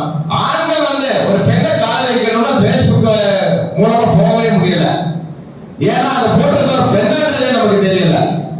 அந்த சூழல் தான் ஓடிக்கிட்டு இருக்கு. அந்த மாதிரி ஒரு சூழல் ஓடிக்கிட்டு இருக்கு. போய் நிறைய தவறான விஷயங்கள் நடக்கக்கூடாது பேஸ்புக் சொல்லிட்டாங்க. அதே மாதிரி தாயை பத்தி சொல்லும்போது அவர் அனுபவிச்சு சொன்னாங்க. ஒரு சொல் கவிதை தாய், ஒரு சொல் சரித்திரம் தாய். அந்த தாய் தகப்பனை காட்டிலும் இந்த உலகத்துல என்ன இருக்கு, அவங்களை காட்டிலும் நம்முடைய முன்னேற்றக்கூடிய உயிர் இங்க என்ன இருக்கு, இந்த சமூகத்துல எங்க இருக்கு அப்படின்றத மிக அற்புதமா சொல்லி முடிச்சிருக்காரு. இல்ல நண்பர்கள் தான் அப்படின்னு சொல்லி என்னுடைய நண்பர் ஜேசி திருப்பூர் சுமேஷ் இருக்கீங்களா, ஜேசிபி பிரதீப் குமார் அவர்களை அன்போடு அழைக்கிறோம். நண்பர்கள் எல்லாரும் கைதட்டுங்க. அவையில் இருக்கும் அனைவருக்கும் தாய்மொழியில் தமிழுக்கு முதல் வணக்கத்தை கூறி என் உரையை தொடங்குகிறேன். நடுவர் அவர்களே, நம்ம டாபிக் வந்து என்னங்கிறத மறந்துட்டே எல்லாருமே பேசிட்டு இருக்கோம்னு நினைக்கிறேன். ரொம்ப அருமையா சொன்னாங்க. இளைய தலைமுறை வளர்ச்சிக்கு பெரிதும் உதவுவது பெற்றோர்களா நண்பர்களா அப்படிங்கிறதா டாபிக். உண்மைதான். இளைய தலைமுறை வளர்ச்சிக்கு உதவுவது பெற்றோர்களே, பெரிதும் உதவுவது நண்பர்களே என்பதை சொல்லிதான் நாங்க பேச போறோம். நடுவர்களே, இப்ப என்ன அப்படின்னா, விஐபி ஒரு மூவி பார்த்துட்டீங்க, வேலையில்லாப்பட்ட ஒரு படம். அந்த படத்துல அவங்க அம்மா வந்து அந்த பையனுக்கு ரொம்ப சப்போர்ட். அந்த பையன் உருவானதுக்கு காரணமே அவங்க அம்மா தான். உண்மைதான், இல்லைன்னு சொல்லலை. ஆனா அவன் சாதிச்சதுக்கு காரணம் அவன் பின்னாடி இருந்த அவ்வளவு நண்பர்கள். அதனாலதான் அவன் சாதிச்சான். அந்த சாதனை தான் அவனை அடுத்த கட்டத்துக்கு எடுத்துட்டு போச்சு. அப்படிப்பட்ட அந்த படத்துல கடைசியில வந்தப்ப கூட அவன் அந்த வெற்றியை கூட யாருக்கு அவன் டெடிகேட் பண்றான் அப்படின்னா, அவன் நண்பர்களுக்கு தான் டெடிகேட் பண்றான். அவங்க அம்மாவுக்கு நன்றி தான் சொல்றான். அது மட்டும் இல்லைங்க, அருமையா சொன்னாங்க, உறவுகள்ங்கிறது வந்து நம்மளுக்கு ரொம்ப உதவியா இருக்கிறாங்க அப்படின்னு நல்லா தெரிஞ்சு வச்சு அப்பவே கட்டம் கட்டிட்டாங்க. நம்ம அக்கா தங்கச்சி வந்து வெளிநாட்டுக்கார ஹஸ்பண்டை கல்யாணம் பண்ணியிருப்பாங்க. உடனே நம்ம அக்காவுக்கு வந்து அக்கா வந்து அதுக்கு முன்னாடி கல்யாணம் ஆயிருக்கும், ஒரு நல்ல மனிதர் பார்க்கப்பட்டிருப்பாரு, ஒரு மாதிரி இருந்திருப்பாங்க. அதை விட அதிகமா நம்ம தங்கச்சிக்கு ஒரு நல்ல வாழ்க்கை அமைஞ்சிருச்சுன்னு வச்சுக்கோங்களேன். வெளிநாட்டு அதுதான் மினுக்க அப்படின்னு பார்த்துருக்கீங்க. என்ன அப்படின்னா, நாம வளரணும், ஆனா அவங்கள விட வளர்ந்துடக்கூடாது. அதுதான் நீங்க புரியுதுங்களா? அந்த வளர்ச்சிய எங்க காட்டுறோம் அப்படின்னா, நம்ம நண்பர்கள் இடத்துல மட்டும்தான் அதை காட்டுறோமே தவிர எந்த உறவுகள் இடத்துலையும் காட்டுறதில்லைங்க. உறவுகளே, ஒரு கிராமத்துல ஒரு சின்ன பையன், அவனோட அப்பா அம்மா வந்து ரொம்ப கஷ்டம், ஆனா அவனை நல்லா வளர்த்திட்டு இருக்காங்க. அந்த பையனுக்கு வந்து நல்ல திறமையான ஒரு பையன். அந்த கஷ்டத்துலயே அவன் வந்து படிக்க வைக்கிறாங்க, அவன் படிக்கிறான். ஆனா அவனால மேற்படிப்பு வந்து படிக்க வைக்க முடியல. அந்த மேற்படிப்பு படிக்க வைக்க முடியாதனால அவங்க அப்பா வந்து ஒரு கட்டத்துல அவன் படிப்பை நிறுத்தி இல்லாம முடிவு பண்றாரு. அப்புறம் அவங்க ஆசிரியர் வந்து அவனை கவனிச்சுக்கிட்டே இருக்காரு. அவர் ஆசிரியர் வந்து என்ன பண்றாரு அப்படின்னா, ஒரு ரோட்டரி கிளப்ல வந்து அவனை வாலண்டியரா சேர்த்து விடுறாரு. அந்த ரோட்டரி கிளப்ல வாலண்டியரா சேர்ந்ததுக்கு அப்புறம் அவனுக்கு வந்து ஒரு மேடை கிடைக்குது. அந்த மேடையில அவன் ஒரு நல்ல பேச்சாளராக உருவாகிறான். அதுக்கப்புறம் ஜேசியில அவனை ஒரு ஆரேட்டர் காம்படிஷன்ல சேர்த்து சோன் லெவல்ல ஒரு பெரிய இடத்துக்கு கொண்டு போறாங்க. அவனோட திறமையினால அவன் அடுத்த கட்டத்துக்கு நகர்றான். அந்த பாதையை யார் காட்டினாங்க அப்படின்னா, அந்த டீச்சர்ஸ் தான் காட்டினாங்க. அந்த டீச்சர்ஸ் இல்ல அப்படின்னா இங்க வந்து யாருமே நிக்க முடியாதுங்க. அதான் நாங்க சொல்ல வரோம். உறவுகள் நம்ம கூட வர்றவங்க தான், இல்லைன்னு சொல்லலைங்க நண்பர்களே. பெற்றோர்கள் நம்ம கூட வர்றவங்க தான், இல்லைன்னு சொல்லலைங்க நண்பர்களே. ஆனால் பெரிதும் யார் உதவுவார்கள் என்பதுதான், வளர்ச்சிக்கு பெரிதும் உதவுவார்கள் யார் என்பதுதான் நம்ம பேசிட்டு இருக்கோம் நண்பர்கள். ஃபேமிலியா ஃப்ரெண்ட்ஸா அப்படின்னு பார்த்தீங்கன்னு வச்சுக்கோங்களேன். ஃபேமிலியில கூட அப்பா என்ன சொல்றாரு அப்படின்னா, ஒரு கட்டத்துக்கு மேல நான் உங்ககிட்ட ஒரு ஃப்ரெண்டு மாதிரி தான் பழகினேன், என்ன ஏமாத்திட்டியே அப்படிதான் சொல்றாரு. தவிர அப்பா கூட ஃப்ரெண்டா தான் இருக்கணும்னு நினைக்கிறாரு நடுவர்களே. அண்ணன் கூட ஒரு நண்பனா தான் இருக்கணும்னு நினைக்கிறாரு நடுவர்களே. அதை தான் நாங்க சொல்ல வரோம். அண்ணன் அருமையா சொன்ன நம்ம ராக பண்ண வாழ்க்கை சூழலை கற்றுக் கொடுக்கிறது பெற்றோர்கள் அப்படின்னு. வாழ்க்கையை தருபவர்கள் பெற்றோர்கள், இல்லைன்னு சொல்லல. சூழலை தருபவர்கள் நண்பர்கள் தான் அப்படின்னு நாங்க சொல்றோம். அதுக்கப்புறம் அண்ணன் சொன்னாரு, நான் இங்க வந்து நிக்கிறதுக்கு காரணம் வந்து எங்க பெற்றோர்கள் அப்படின்னு. உண்மைதான் நண்பர்களே, எங்க பெற்றோர்கள் என்ன நான் இங்க வந்து நிக்க முடியாது.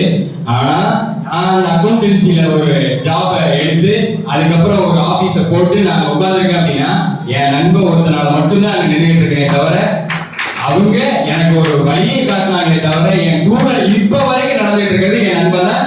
அந்த அண்ணனுக்கு அதுவும் தெரியும். அதைதான் நாங்க சொல்ல வர நண்பர்களே. அதனால பெற்றோர்களின் தியாகத்தை யாராலும் ஈடு செய்ய முடியாது. ஆனா நண்பன் ஒருத்தன் இல்லைன்னா இங்க யாருமே இருக்க முடியாது அப்படிங்கறதான் நாங்க அழுத்தமா சொல்றோம். அதனால இளைய தலைமுறை வளர்ச்சிக்கு பெரிதும் உதவுவர்கள் என்று சொல்லி என் உரையை முடிக்கிறேன் நண்பர்களே. நன்றி, வணக்கம். ரொம்ப அற்புதமா பேசிட்டாரு. ரொம்ப நான் இந்த பட்டிமன்றத்தை ஆரம்பிக்கிறதுக்கு முன்னாடி அவர்கிட்ட பேசிக்கிட்டு இருக்கும்போதே பார்த்தேன், நல்ல ஒரு சிறப்பா பேசக்கூடியவர்னா அவருடைய தலைப்புக்கு ஏற்றவாறு, அவர் அணிக்கு ஏற்றவாறு ரொம்ப அருமையா பேசியிருக்காங்க. கூட பிறந்த அக்கா தங்கச்சிக்கிட்டே பொறாம இருக்கு அப்படின்றார். அவர் சொல்ற விஷயங்கள நிறைய விஷயங்கள் உண்மைதானுங்க, உண்மைதான். ஐயோ அக்கா தங்கச்சி அப்படி சண்டை போடுறதுன்னு சொல்லாத வீடே கிடையாது. சண்டையோ சண்டை அப்படின்னு சொல்லி உண்மையிலே எனக்கு 2 பொண்ணு. ஒரு தீபாவளிக்கு ட்ரெஸ் எடுக்க போறோம். மூத்த பொண்ணுக்கு ட்ரெஸ் எடுத்துட்டேன், நல்ல ட்ரெஸ். 2வது பொண்ணுக்கு அமையல. சரி 2 நாள் கழிச்சு எடுத்துக்கலாம், புதுசா வந்தோட எடுத்துக்கலாம், இல்ல ஈரோட்டுல கிடைக்கல கோயம்புத்தூர் போய் எடுத்துக்கலாம் வந்துட்டான். வீட்டுக்கு வந்த பின்னாடி நடந்துச்சே பாருங்க ஒரு சண்டை. அந்த பிள்ளைக்கு மட்டும் எடுத்து கொடுத்துட்டா எனக்கே எடுத்து கொடுக்கலன்னு சொல்லி பெரிய சண்டை. ஸ்கூலுக்கு போன வைக்கல, அவ்வளவு பெரிய சண்டை. அப்ப அவங்களுக்குள்ளே இருக்கு. இன்னொன்னு பாத்தீங்கன்னா, பெற்றோர்கள் வந்து பிள்ளைக்கு செய்யறது வந்து கடமைங்க, ரத்த சொந்தம், உங்களுடைய ரத்தம், கண்டிப்பா செஞ்சதே ஆகணும். ஆனா நட்பு அப்படி இல்லையே. எந்த ரத்த சொந்தமும் இல்லாமல் ஒரு நட்பு உருவாகுது. அந்த நட்பு உயிரை கூட கொடுக்க தயாரா இருக்கு. அப்படிப்பட்ட நட்பு தான் முக்கியம் அப்படின்னு சொல்லி ரொம்ப அருமையா பேசியிருக்காரு. ஆசிரியர்கள் பத்தி சொன்னாங்க. உண்மையிலே சொல்றேன், நம்மளை எல்லாம் ஏற்றி விடக்கூடிய ஏனிங்க அறியாமை என்னும் கடலில் இருந்து அறிவு என்னும் தோணியில் ஏற்றக்கூடிய ஒரு அற்புதமான உள்ளவர்கள் அந்த ஆசிரியர் பெருமக்கள். அந்த ஆசிரியர்கள் தான் நம்மளுடைய வெற்றி காரணமா இருக்குன்றத அருமையா சொன்னார். ஒரு வக்கீல் தன்னுடைய குற்றவாளிய வாங்க நண்பர்கள் இப்படி அறிமுகப்படுத்த இவர் தாங்க என்னுடைய குற்றவாளிங்க அப்படின்னு சொல்ல முடியுமா? ஆனா ஒரு டாக்டர் வந்துட்டார் பாருங்க, இவர் வாரத்துக்கு ஒரு தடவை வந்துருவாரு, இருந்துகிட்டே இருப்பாரு, காய்ச்சல் ஏதாவது ஒண்ணு வந்து இவர் என்னுடைய பேஷண்ட்டுங்க வாங்க அப்படின்னு சொல்ல முடியுமா? முடியாது. ஆனால் ஒரு ஆசிரியர் பாருங்க, இவர்தாங்க என்னுடைய மாணவன். அந்த 10th முடிச்சு போயிருப்பேன் பாருங்க. என்னுடைய ஒய்ஃப் வந்து ஒரு கவர்மெண்ட் ஸ்கூல்ல எச்எம்மா இருக்காங்க, 8th வரைக்கும் இருக்கு. இந்த காலையில கூட போகும்போது சொல்லுவாங்க, இங்க பாருங்க போறது என்னோட பையன், என்னுடைய மாணவங்க. இப்ப 10th அங்க படிக்கிறேன், அப்படி படிக்கிறேன். பெருமையா சொல்லக்கூடிய ஒரு உயிர் எது? பெருமையா சொல்லக்கூடிய நம்மளை உயர்த்தி பிடிப்பது எது? ஆசிரியர்கள். அதனால நட்புதே ரொம்ப முக்கியம், சமூகத்தே ரொம்ப முக்கியம் அப்படின்னு ரொம்ப அருமையா பேசிட்டாங்க. எனக்கு என்னமோ அடுத்து என்ன பேச போறான்னு தெரியல, பார்க்கலாம். பார்த்துட்டு நம்ம ரொம்ப ஒரு 5 நிமிஷத்துல தீர்ப்பு சொல்லிடலாம், நம்ம போய்க்கலாம். இப்பொழுது அப்படி இல்லை, பெற்றோர்கள் தான் ஒரு சிறந்த எதிர்காலத்தை உருவாக்கி தர முடியும் அப்படின்னு பேசுவதற்காக ஜெயசி திருப்பூர் கஸ்வியை சேர்ந்த ஜெயசி ஜே ருத்ரபிரியா அவர்களை அன்போடு அழைக்கிறோம். உங்களுக்கு எண்ணங்களோடு. தமிழ் மக்களுக்கும் சிறப்பு விருந்தினர் நம் நடுவர் மற்றும் அவையினர் அனைவருக்கும் என் இனிய மாலை வணக்கம். அம்மா தாயின் திருமேனியின் நான் தொலைத்த தேவை, அப்பா பேராசை இல்லாத பேரரசன், அண்ணன் நிழலாக நடந்து வரும் நம்பிக்கை, அக்கா கோபத்திலும் சிரிப்பை வளர்க்கும் கலைஞர், தம்பி துள்ளல் சிரிப்பின் சின்ன வானவில், தங்கை சொல்லாத சோழனை போல கண்ணகி, மாமா வார்த்தை விளையாட்டின் வித்தைக்காரர், அத்தை வீட்டு விருந்தின் அன்னபூரணி, தாத்தா காலம் கடந்த அனுபவசாலி, பாட்டி பேச்சில் பழைய கதையின் நூலகம். நடுவர் அவர்களே, இவங்க எல்லாரும் இல்லாத ஒரு குடும்ப வாழ்க்கை, இலக்கியம் இல்லாத புத்தகத்து கூட நம்ம ஒப்பிடலாம். அறிவு, அன்பு, பண்பு, நலன், நம்பிக்கை, சுகாதாரம் இது எல்லாமே கலந்து எந்த ஒரு எதிர்பார்ப்பும் இல்லாம ஒரு தனி மனுஷனை இந்த சமூகத்துக்கு தரக்கூடிய ஒரே உறவு எதுன்னு பாத்தீங்கன்னா அவங்க குடும்பம் மட்டும்தான்.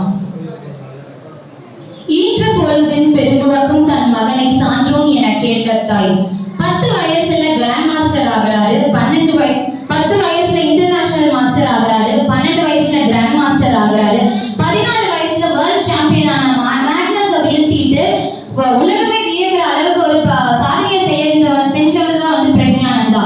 அவர் அந்த வயசுல அந்த சாதனை பண்றதுக்கான ஒரே ஒரு உறுதுணையா இருக்கு அவங்களுக்கு யாருன்னு பாத்தீங்கன்னா, எந்த ஒரு பொருளாதார வசதியும் இல்லாம, யாருனாலையும் அவங்களால வந்து சப்போர்ட் பண்ணக்கூடிய சிச்சுவேஷன் இல்லாம, அவங்க அம்மானால மட்டுமே, அவங்க அப்பானால மட்டுமே, அவங்களோட சகோதரினால மட்டுமே இந்த இளம் வயதுல இப்படிப்பட்ட உலகம் வியக்கக்கூடிய சாதனையை பண்ண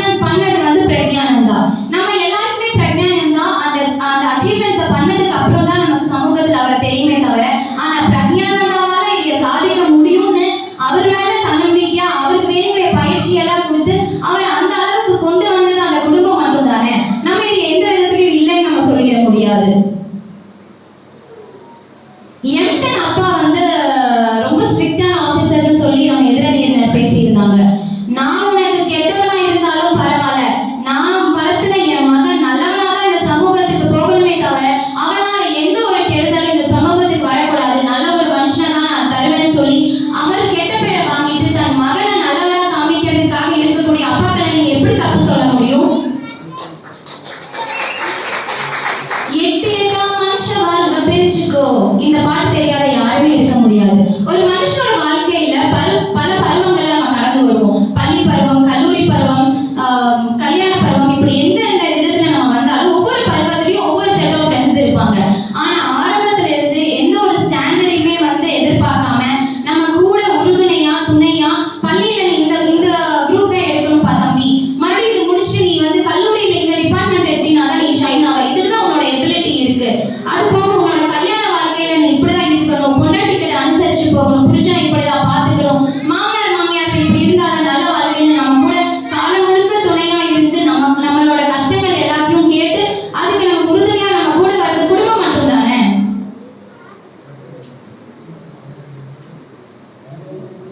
உன் நண்பன் யார் என்று சொல், நீ யார் என்று சொல்கிறேன். நண்பன்லாம் இப்ப நம்ம ஆப்போசிட் இருக்க நம்ம ஃப்ரெண்ட்ஸ் கேட்டாலே சொல்லலாம். நிறைய கிளாசிபிகேஷன்ஸ் வச்சிருக்காங்க இப்ப இருக்கக்கூடிய பீப்புள் எல்லாம். அதுவும் நம்ம இளம் தலைமையில நம்ம ஜெனிஷாவையெல்லாம் கேட்டா சொல்லுவாங்க, குட் ஃப்ரெண்ட்ஸ்ங்கிறாங்க, பேட் ஃப்ரெண்ட்ஸ்ங்கிறாங்க, கேர்ள் பெஸ்டிங்கிறாங்க, பாய் பெஸ்டிங்கிறாங்க, கேர்ள் ஃப்ரெண்டுங்கிறாங்க, பாய் ஃப்ரெண்ட். இதுல எந்த கேரக்டர்ல யாரை பொறுக்கிறேங்கிறத நான் கண்டுபிடிக்கிறதுக்கே என் பருவமே முடிச்சு போயிடுவான் இருக்கே.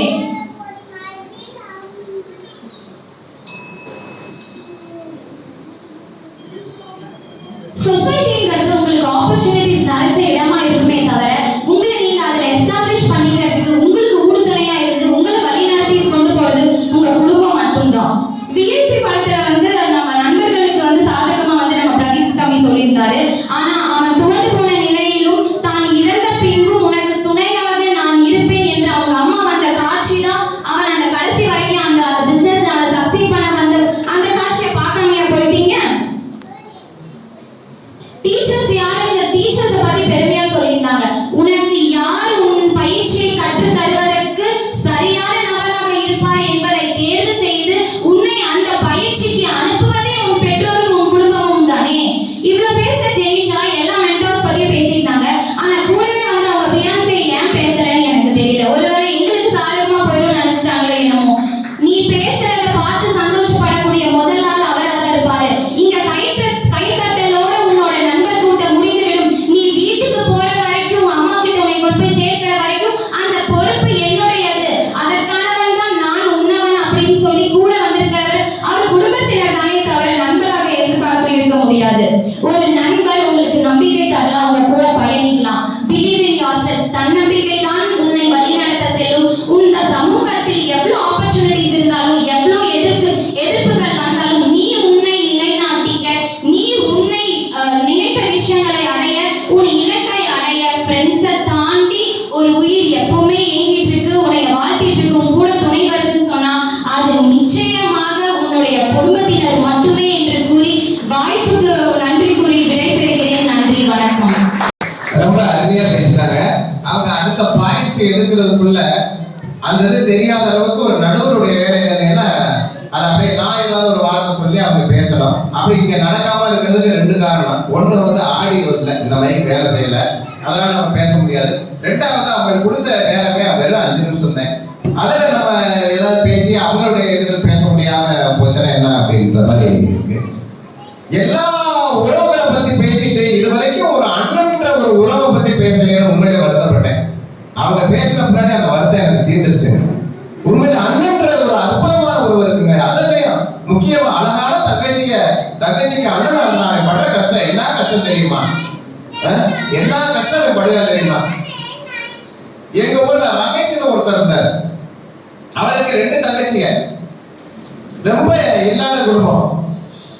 அவர் வந்து கஷ்டப்பட்டு காசு சேர்த்துட்டு பிள்ளைகளை கரை சேர்க்கறதுக்காண்டி ஃபாரின் வேலைக்கு போயிட்டாரு, துபாய்க்கு போறாரு. அந்த துபாயில என்ன ஒரு சட்ட விதி, அவர் வந்து கட்டட வேலைக்கு போயிட்டாரு.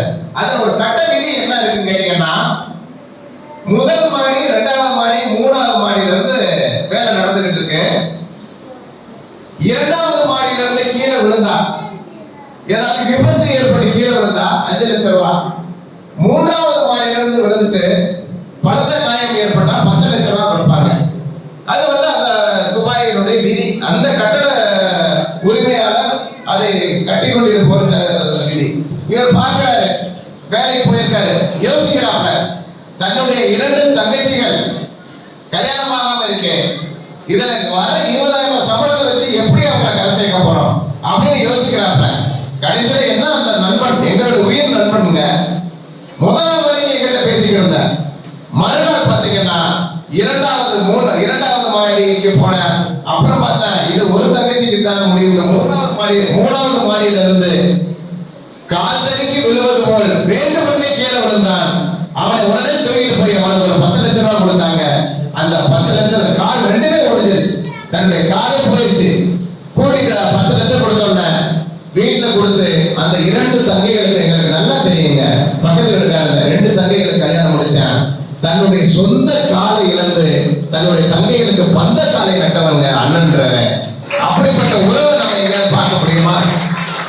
எவ்வளவு அழகா அவங்க சொன்னாங்க. அந்த 2 பிள்ளைகளை அவன் கையை பிடிச்சுக்கிட்டு அழுகுது, அண்ணே அடுத்த பிறவியில நாங்க மனுஷனா பிறக்க வேண்டாம்னு, உங்களுடைய 2 கால்களா நான் 2 தங்கச்சி நாங்க பிறக்கணும்னே சொல்லி அழுதாங்களே. அதை வந்து நண்பர்கள்ட்ட நம்ம எதிர்பார்க்க முடியுமா?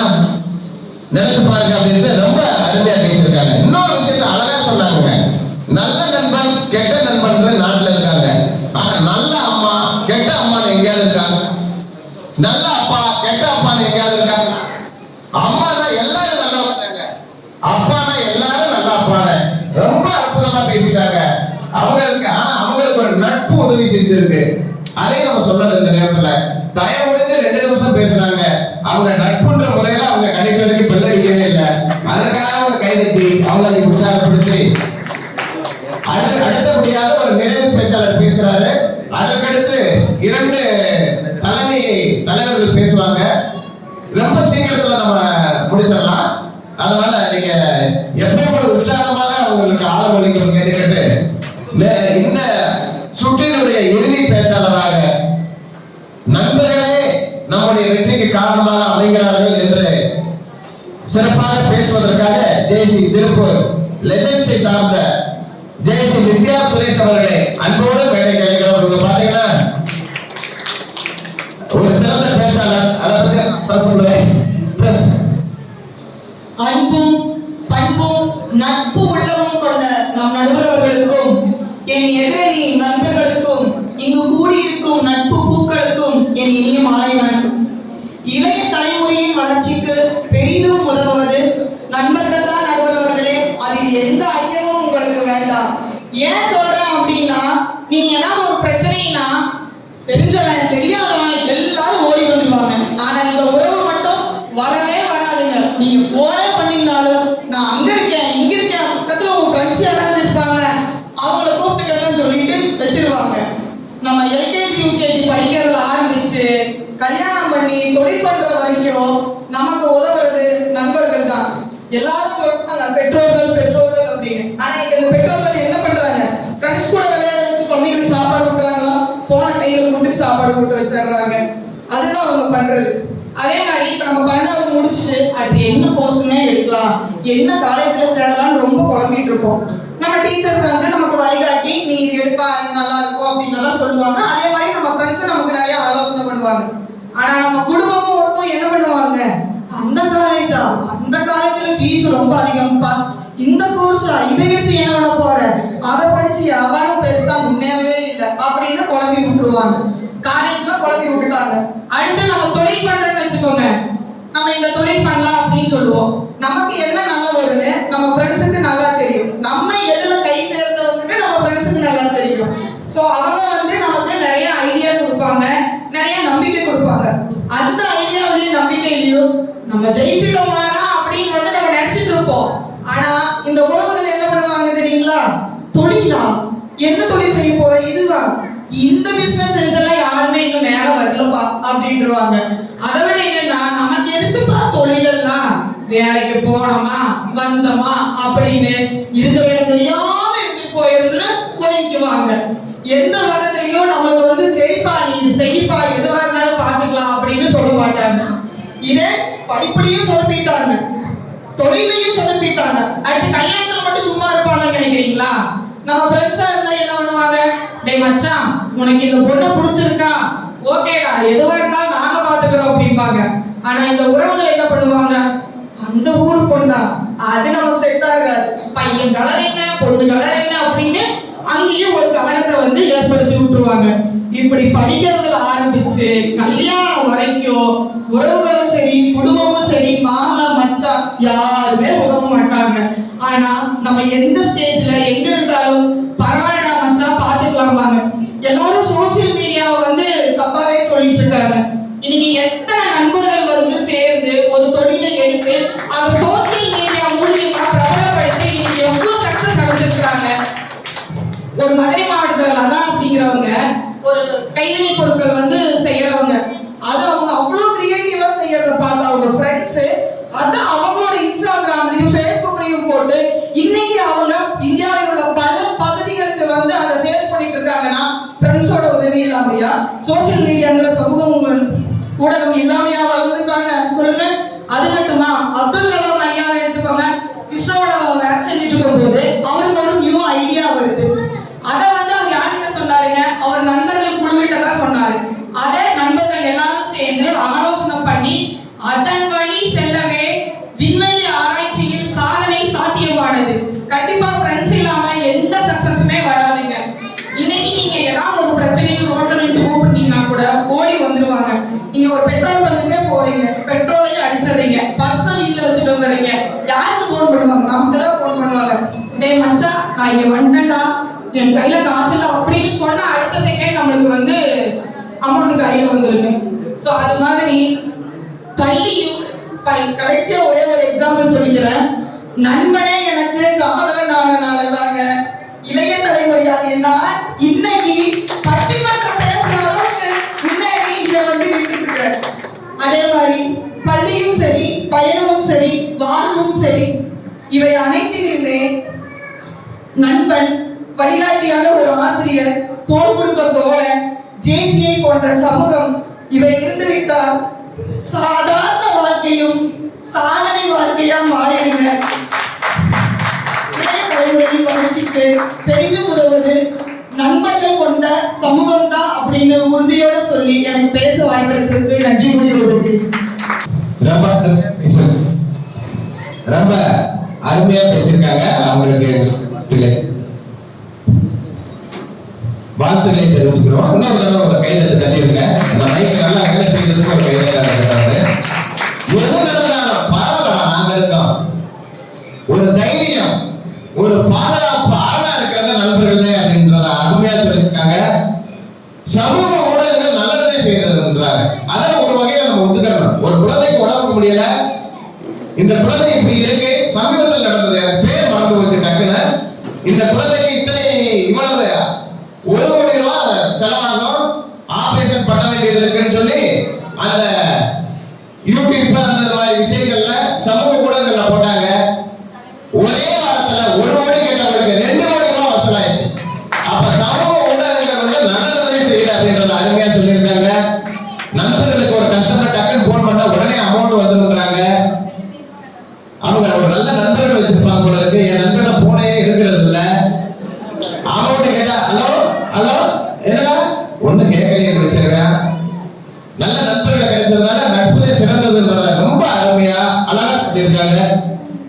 இந்த நிகழ்வினுடைய நிறைவாக 2 தலைவர்களும் தன்னுடைய சிற்றுரையை பேச நினைக்கிறாங்க. இவங்களுக்கு எத்தனை நிமிஷம் இருப்பா? 3 மினிட்ஸ். அது முடிஞ்சாலும் ஒரு 3 நிமிஷத்துல நம்ம தீர்ப்பு முடிச்சுக்கலாம்.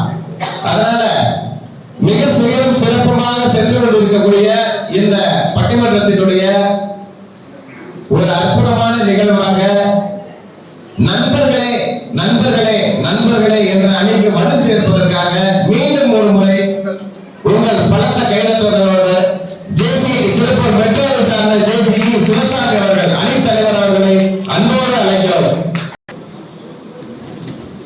மீண்டும் ஒரு அணிக்கு வணக்கம். ஆக்சுவலி ருத்ரபிரியா பேசும்போது அம்மா அப்பா அண்ணன் தங்கச்சி எல்லாத்துக்கும் ஒரு கவிதை எல்லாம் சொன்னீங்க. அத்தனை கவிதை செஞ்சு நண்பன் அப்படின்னு சொல்லி டைம் ஆச்சு மிச்சமாக இருக்குமா. அப்புறம் வந்து நடுத்தரவு பேசும்போது சொன்னாங்க, நல்ல அம்மா சொன்னாங்க. ஆனா எந்த ஒரு நல்ல அம்மாவும் நல்ல மாமியாரா இருந்ததா சரித்திரமே இல்லைங்க. அதை கொஞ்சம் யோசிச்சு பார்க்கணும். அப்புறம் இங்க நிறைய பேர் பேரண்ட்ஸ்னால தான் சாதிச்சிட்டாங்க சொன்னாங்க. நீங்க சொல்றது எல்லாமே நல்ல திறமை இருக்கிற, நல்லா படிச்சு சாதிச்சவங்கள, எந்த திறமையுமே இல்லாம எதுவுமே பண்ண முடியாம வெளியூர் போய் சென்னையில 4 பேர் தங்குற இடத்துல 40 பேர் தங்கி அவனோட ட்ரெஸ்ஸை நான் போட்டு என் ட்ரெஸ் அவன் போட்டு ஏன் சொல்லவே முடியாது இன்னரை போட்டு கூட வாழ்க்கை ஜெயிச்சது எத்தனையோ நண்பர்கள் தான் நடுவர்களே, பெற்றவங்க கிடையாதுங்க. அதே மாதிரி சொல்லும் போதுங்க முதியோர் இல்லம் பத்தி பேசுறீங்க. அந்த முதியோர் இல்லத்தை கட்டுறது கூட இந்த மாதிரி நல்ல நண்பர்கள்னால தாங்க. நண்பர்கள் தான் நிறைய முதியோர்கள் இருந்தாங்கன்னு நடுவர் கூட பேசியிருந்தீங்க. ஃபேஸ்புக்கை பார்த்து பசங்க கெட்டு போறாங்கன்னு பேசின பெத்தவங்களுக்கு ஒன்று கேட்கிறேன். பசங்க ஃபேஸ்புக் என்ன பார்க்கறாங்கன்னு பார்க்காத பெத்தவங்க எப்படி பசங்களோட வளர்ச்சிக்கு சப்போர்ட் பண்ணுவீங்க? ஆனா இன்னைக்கு ஃபேஸ்புக் வந்ததுக்கு அப்புறம் நம்ம மேல கூட பேசுறாங்க பிசினஸ் பத்தி. எனக்கு ஹிந்தி அப்படிங்கறத ஹிந்தியில் எழுதினாவே தெரியாதுங்க. ஆனா இன்னைக்கு உலகம் முழுக்க நான் வியாபாரம் பண்ணிட்டு இருக்கேன் ஃபேஸ்புக் மூலமா மட்டும்தான். ஸோ சமூகம் அப்படிங்கிறது நிறைய விஷயங்கள் கொடுத்துருக்கு. நண்பன் ஒருவன் வந்த பிறகு விண்ணை தொடலாம் முந்தன் சிறகு அப்படின்னு ஒரு பாட்டு கூட இருக்குங்க ஐயா. பெற்றவங்களால அந்த மாதிரி எதுவுமே கிடையவே கிடையாதுங்க. மதுரையிலிருந்து ஒரு நண்பர் திருப்பூருக்கு பஸ் ஏறி வரும்பொழுது என்ன பண்ண போறோம் அப்படின்னு தெரியாத நிலைமையில கூட திருப்பூர் வந்தா நாங்க கேள்விப்பட்டிருக்கோம். ஆனா திருப்பூர் வந்து நிறைய நண்பர்கள் மூலமா இன்னைக்கு ஒரு வியாபாரம் செஞ்சு அந்த வியாபாரத்துல பெரிய லெவல்ல வந்து இன்னைக்கு டிவிலாம் ஜெயிச்சு வந்து இன்னைக்கு நமக்கு எல்லாருடைய நடுவராக நடுவர் கூட நண்பர்களால் ஜெயித்தவர்களா அப்படிங்கிறத ஆணையத்தவா நான் சொல்லிக்க ஆசைப்படுறேன். ஜேசி பேசும்போது சொன்னாங்க பெற்றவங்கனாலதான் ஜேசியை பத்தி தெரிய வருதுன்னு சொன்னாங்க. ஆமா, அதை நான் மறுக்கவே இல்லைங்க. ஜேசியில ஒரு மெம்பரா இருக்குன்னா பேரண்ட்ஸ் இருந்தா போதும். ஆனா ஜேசியில ஒரு லாம் ஆபீசர் ஆகி அதுக்கப்புறம் ட்ரெஸரர் ஆகி செக்ரட்டரி ஆகி பிரசிடென்ட் ஆகி ஜோன் ஆபீசர் ஆகி ஜோன் பிரசிடென்ட் ஆகி வேர்ல்டு பிரசிடென்ட் ஆகணும்னு சொன்னா இந்த சமூகமும் நண்பர்கள் கொடுத்த உதவியும் சப்போர்ட் தான் சொல்ல முடியும். அதெல்லாம் கவின்குமார் அவர்கள் இன்னைக்கு உலகத்தின் தேசிய பிரசிடென்ட் ஆவதற்கு முக்கியமான காரணம் நண்பர்களே நண்பர்களே நண்பர்கள் அப்படின்னு சொல்ல முடியும். நண்பனின் உறவு என்பது வெறும் பொழுதுபோக்கு மட்டுமல்ல, வெற்றிக்கு வழிகாட்டும் தீபம். நாங்க பாண்டியன் ஸ்டோர்ஸையும் புன்னகை தேசத்தையும் இல்லைன்னு சொல்றீங்க. அதுல கூட நட்புக்கு நிறைய இலக்கணம் இருக்குங்கிறதா உங்களுக்கு சொல்ல விரும்புறோம். ஜேசியில பெத்தவங்களை பத்தி சொல்லிட்டு இருந்தீங்க. இன்னைக்கு ஜேசியில சிவசாமி நிக்கிறேன்னா அதுக்கு காரணம் அன்னைக்கு தங்கராஜ் அப்படிங்கிற ஒரு நட்பு தான். அந்த பேஸ்புக் நட்பு தான். இது என்னன்னா பண்றீங்க அப்படின்னு கேட்கும்போது ஜேசியில ஒரு அமைப்பு இருக்கு, வா சிவசாமி கூட்டிட்டு வந்து இன்னைக்கு சில பேர் முன்னாடி பேச வச்சிருக்கேன்னா ஜேசிங்கிற ஒரு நட்பு மூலமா கிடைச்ச வாய்ப்பு தான் சொல்லிட்டு நட்பே அப்படின்னு தீர்ப்பு கொள்ளவாங்கன்னு நட்பு நடுவத்தை கேட்டு நடுவர் வாய்ப்புக்கு நன்றி. நன்றி. நிறைவாக அருமையாக பேசினாரு. சமூக ஊடகங்கள்னால சாதிச்சவங்க நிறைய பேர் இருக்காங்க. ஒரு காலத்துல வைரமுத்த புகழ்ந்துகிட்டு இருந்தா, இப்ப ஜீப் முத்த புகழ்ந்துகிட்டு இருக்கான். உண்மையா இல்லைங்களா? அந்த அளவுக்கு வந்து பாத்தீங்கன்னா சமூக ஊடகங்கள் நிறைய பேருக்கு நல்ல ஒரு வாய்ப்பையும் வாழ்க்கையும் தந்திருக்கு அப்படின்ற மாதிரியான ஒரு நல்ல விஷயம் சொல்லிட்டு போயிருக்காங்க. நண்பர்கள் தான் நான் முன்னேறி வந்தேன் அப்படின்ற மாதிரி அதே அந்த விஷயமும் அவருக்கு தெரிஞ்சிருக்கு. அதையும் சொல்லிட்டு போயிருக்காரு. வாழ்த்துக்கள். அவருக்கு பரிசு சொல்வதற்காக நிறைவு பேச்சாளர் அணியினுடைய தலைவர் பெற்றோர்களே என்று பேசுவதற்காக நம்முடைய அருமை நண்பர் தேசிய அவினாசி ஜாஸ்மினை சேர்ந்த தேசிய ராகப்பன் கணேசன் அவர்களை அன்போடு மேலே அழைக்கிறோம்.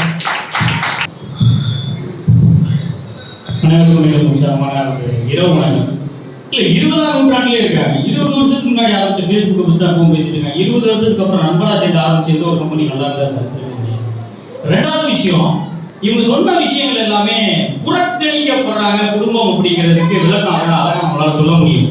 அதுக்கு எக்ஸாம்பிள் சொல்லணும்னா சிவகார்த்தியன் பத்தி சொன்னீங்க. சிவகார்த்தியன் சென்னை போய் வேலை பார்க்கறதுக்கு அவங்க அக்கா நான் குடும்பத்தை பாத்துக்கிற நம்பி நீ போன்னு சொன்னதுனாலதான் வந்து ஒத்துக்க முடியுமா? சிவகார்த்திகேயன் தன்னோட அப்பாவை எல்லாத்தையும் ரோல் மாடலா காட்டுவாரு. அப்பா தான் அவர் இந்த ஒழுக்கத்துக்கு கொண்டு. இதே மாதிரி வேற ஆக்டர்ஸ் யாராவது சொல்ல முடியுமா? அவங்களால கண்டிப்பா முடியாது. அப்போ ஒழுக்கம் அப்படிங்கிறது அந்த இடத்துல தான் வருது. அங்கதான் அவங்களோட சமூகத்துக்கு அடையாளம் அப்படிங்கிறது. பிரதிபலக சொன்ன என்னோட நண்பன் தான் காரணம். உன்னோட நண்பன் தொழில் ஆரம்பிக்கிறதுக்கு அவங்க அப்பா வந்து என்கிட்ட பேசி ஆபீஸ் போட வச்ச கதை எனக்கு. அப்போ அந்த நண்பனுக்கே அவங்க அப்பா கை கொடுத்ததுனால அந்த நண்பன் இந்த நண்பனுக்கு கை கொடுக்க முடிஞ்சு. இந்த நண்பன் நீங்க வந்து வேற தொழில் பார்த்துட்டு இருக்காப்புல, அதுவும் சொல்லிட்டாங்க. ரெண்டாவது விஷயம், முதியோர் இல்லங்கள். முதியோர் இல்லங்கள் வந்து கட்டுறது நண்பர்களால உருவாகிறது யார்? யாராலங்க? என்ன தெரியுமா காரணம்? இங்க நண்பனை பேசி பேசி பெற்றோரையும் அப்பாவையும் அம்மாவையும் சகோதரனையும் அண்ணனையும் தம்பியையும் அவங்க செய்யற தியாகத்தையும் புறக்கணிக்கிறதுனால மட்டும்தான் கோர்ட்டு, டைவர்ஸ் இந்த மாதிரி பிரச்சனை முதியோர்கள் எல்லாம் உருவாகுது. இதுக்கு இன்னொரு எக்ஸாம்பிள் சொல்லணும்னா கர்ணன் துரியோதனன் கதையை சொல்றாங்க. கர்ணன் துரியோதனன்ல அந்த மனைவி மேல சந்தேகப்படாததுக்கு காரணம் வந்து நட்பு இல்லைங்க, அந்த கர்ணன் மனைவி மேல வச்ச நம்பிக்கை. இன்னைக்கு பெண்களுக்கு தெரியும் எத்தனை பேருக்கு அப்படி கணவன் மனைவி கிடைச்சாங்க. 106% பெண்கள் பேசுறாங்க. 94% பெண்கள் சரியான வாய்ப்பு இல்லாதனால இன்னைக்கு ஜெயிச்சா கிடைச்ச மாதிரி அப்பா அம்மா எல்லாருக்கும் கிடைச்சிருந்தாங்கன்னா இன்னைக்கு வந்து பெண்ணியம் பேசுறதுக்கு இன்னைக்கு 100% பெண்கள் உலக தாண்டி இருப்பாங்க. எத்தனை பேருக்கு வாய்ப்பு இருக்கு? இன்னைக்கு எத்தனை பெண்கள் முன்னாடி வர முடியுது? இதை நம்ம கண்டிப்பா நம்ம இடத்துல எடுத்துக்கணும். ரெண்டாவது, இந்த காலேஜ் பத்தி சொன்னாங்க. கன்சல்டன்சி உருவானதே தெரியலன்னு நினைக்கிறேன். எனக்கு தெரிஞ்சு இன்னைக்கு அதெல்லாம் தாண்டி போயிடுச்சு. எந்த குடும்பத்துல பையனுக்கும் பொண்ணுக்கும் பொண்ணு பார்க்கறதுக்கும் மாப்பிள்ளை பார்க்கறதுக்கு நண்பட்டு சொல்றாங்க நினைக்கிறீங்க. சித்தப்பாட்டையோ மாமாட்டையோ அத்தையோ தாய் மாமாட்டையோ முதல்ல கூப்பிட்டு சொல்லுவாங்க. சொந்தத்துல இருந்தா பார்க்க பார்த்துக்கோங்க. அதை தாண்டி நீங்க சொந்த அரேஞ்ச் மேரேஜ் எல்லாம் மாறி போச்சு. லவ் மேரேஜ் தான் ஓடிக்கிட்டு இருக்கு. நம்ம ஜெயிச்சவங்கன்னு வச்சுக்கோங்களேன். அப்போ இன்னைக்கு இருக்கக்கூடிய ஒட்டு மொத்தமா எடுத்துக்கிட்டோம் அப்படின்னா ஃபைனல் அவங்க எல்லாம் சேர்ந்தவங்க நானே அந்த டீமுக்கு போயிருவேன். ஆனா ஒண்ணே டீம் பண்ணணும். இன்றைய இளைய தலைமுறையின் மகிழ்ச்சிக்கு உதவுவது பெற்றோர்கள், நண்பர்கள் நீங்க அந்த டீம் போயிருவேன். ஆனா வளர்ச்சிக்கு உதவுவது பெற்றோர்கள் குடும்பமும் மட்டும் அப்படின்றத நம்ம எடுத்துக்கிட்டோம் அப்படின்னா இன்னைக்கு இருக்கக்கூடிய சூழல்ல முதியோர் இல்லம், கோர்ட்டு, டைவர்ஸ் இந்த மாதிரி எல்லா பிரச்சனைகளும் கண்டிப்பா வந்து இனிமே வரக்கூடாது, வரக்கூடாத சூழலும் இருக்காது அப்படிங்கிறத இன்னைக்கு நடுவரின் தீர்ப்பு வாயிலா நீங்க ஒரு மாற்றத்தை கொண்டு வருவோம். இவ்வளவு நாள் புறக்கணிக்கப்பட்ட குடும்பம், அடையாளப்படுத்தப்படாத குடும்பம் இனிமேலாவது அடையாளப்படுதா அப்படின்னு சொல்லி நம்ம நடுவரோட தீர்ப்புல இருந்து கண்டிப்பா ஒரு மாற்றத்தை எதிர்பார்க்கலாம் அப்படின்ற ஒரு நல்ல நம்பிக்கையோட வாய்ப்பளித்த அனைவருக்கும் நன்றி வணக்கம். நன்றி. ரொம்ப அருமையா பேசினாரு. துரியோதனன் கர்ணனை பத்தி அவங்க நட்பை பத்தி பேசுறேன். அந்த கூடா நட்புல கர்ணன் வாழ்க்கையில கேடா முடிஞ்சிருச்சு அப்படின்ற விஷயத்த நமக்கு சொல்லிட்டாப்ல. அந்த தாய் தந்தையோட தன்னுடைய தாயோட புனிதையோட தன்னுடைய சகோதரர்களோட அவன் இருந்திருந்தா அவன் உயிரோடு இருந்திருப்பான். அவன் மூலமாக எத்தனையோ பேர் வந்து ஒரு நல்ல வறியவர்களுக்கு அள்ளி கொடுத்த ஒரு பெரிய அளவில் அவன் இந்த உதவிகரமா இருந்திருப்பான். ஒரு அற்புதமா சொன்னாங்க. கடைசியா தீர்ப்புக்கு வந்துடலாம். ரொம்ப அற்புதமா சொன்னாங்க. நட்பு நட்பை பத்தி சொல்லணும்னா பிசிராந்தலைய கோப்பல் சொல்ற அந்த ஒரு நட்பு நம்ம எல்லாருமே கேள்விப்பட்டிருப்போம். வாங்கவே இல்லை. ஆனா கோப்பல் சோழனுடைய சிறப்புகளை பார்த்து அவர் இறந்தவுடன் வடக்கிலிருந்து உயிர்விட்ட பிசிராந்தையார நம்ம பார்த்திருக்கோம். எத்தனையோ நட்புகள், எவ்வளவோ நட்புகள், நண்பர்களாக முன்னேறி வந்தவர்களை நம்ம பட்டியலிட்டால் ஹலோ ஆயிரக்கணக்கான எடுத்துக்காட்டுகளை நம்ம சொல்ல முடியும். எத்தனையோ நண்பர்களால தான் இந்த நாடு வந்து ஒரு நல்ல சூழலை நோக்கி சென்று கொண்டிருக்கிறது. எதனாலும் சரி, ஒரு பிரச்சனைனா ஃப்ரெண்டுக்கு போன் பண்ணா சரி உடனே வந்துருவேன், உடனே நமக்காக வந்துருக்கேன். என் ஃப்ரெண்ட் அந்த ஏரியாவில் இருக்காண்டா, நிம்மதியா போகலாம் அப்படின்னு சொல்லக்கூடிய அளவில் ஒரு மிக சிறந்த நட்புமே நாளைய முன்னேற்றத்துக்கு காரணமா இருக்கு அப்படின்ற மாதிரி ரொம்ப அழகா சொல்லியிருக்காங்க.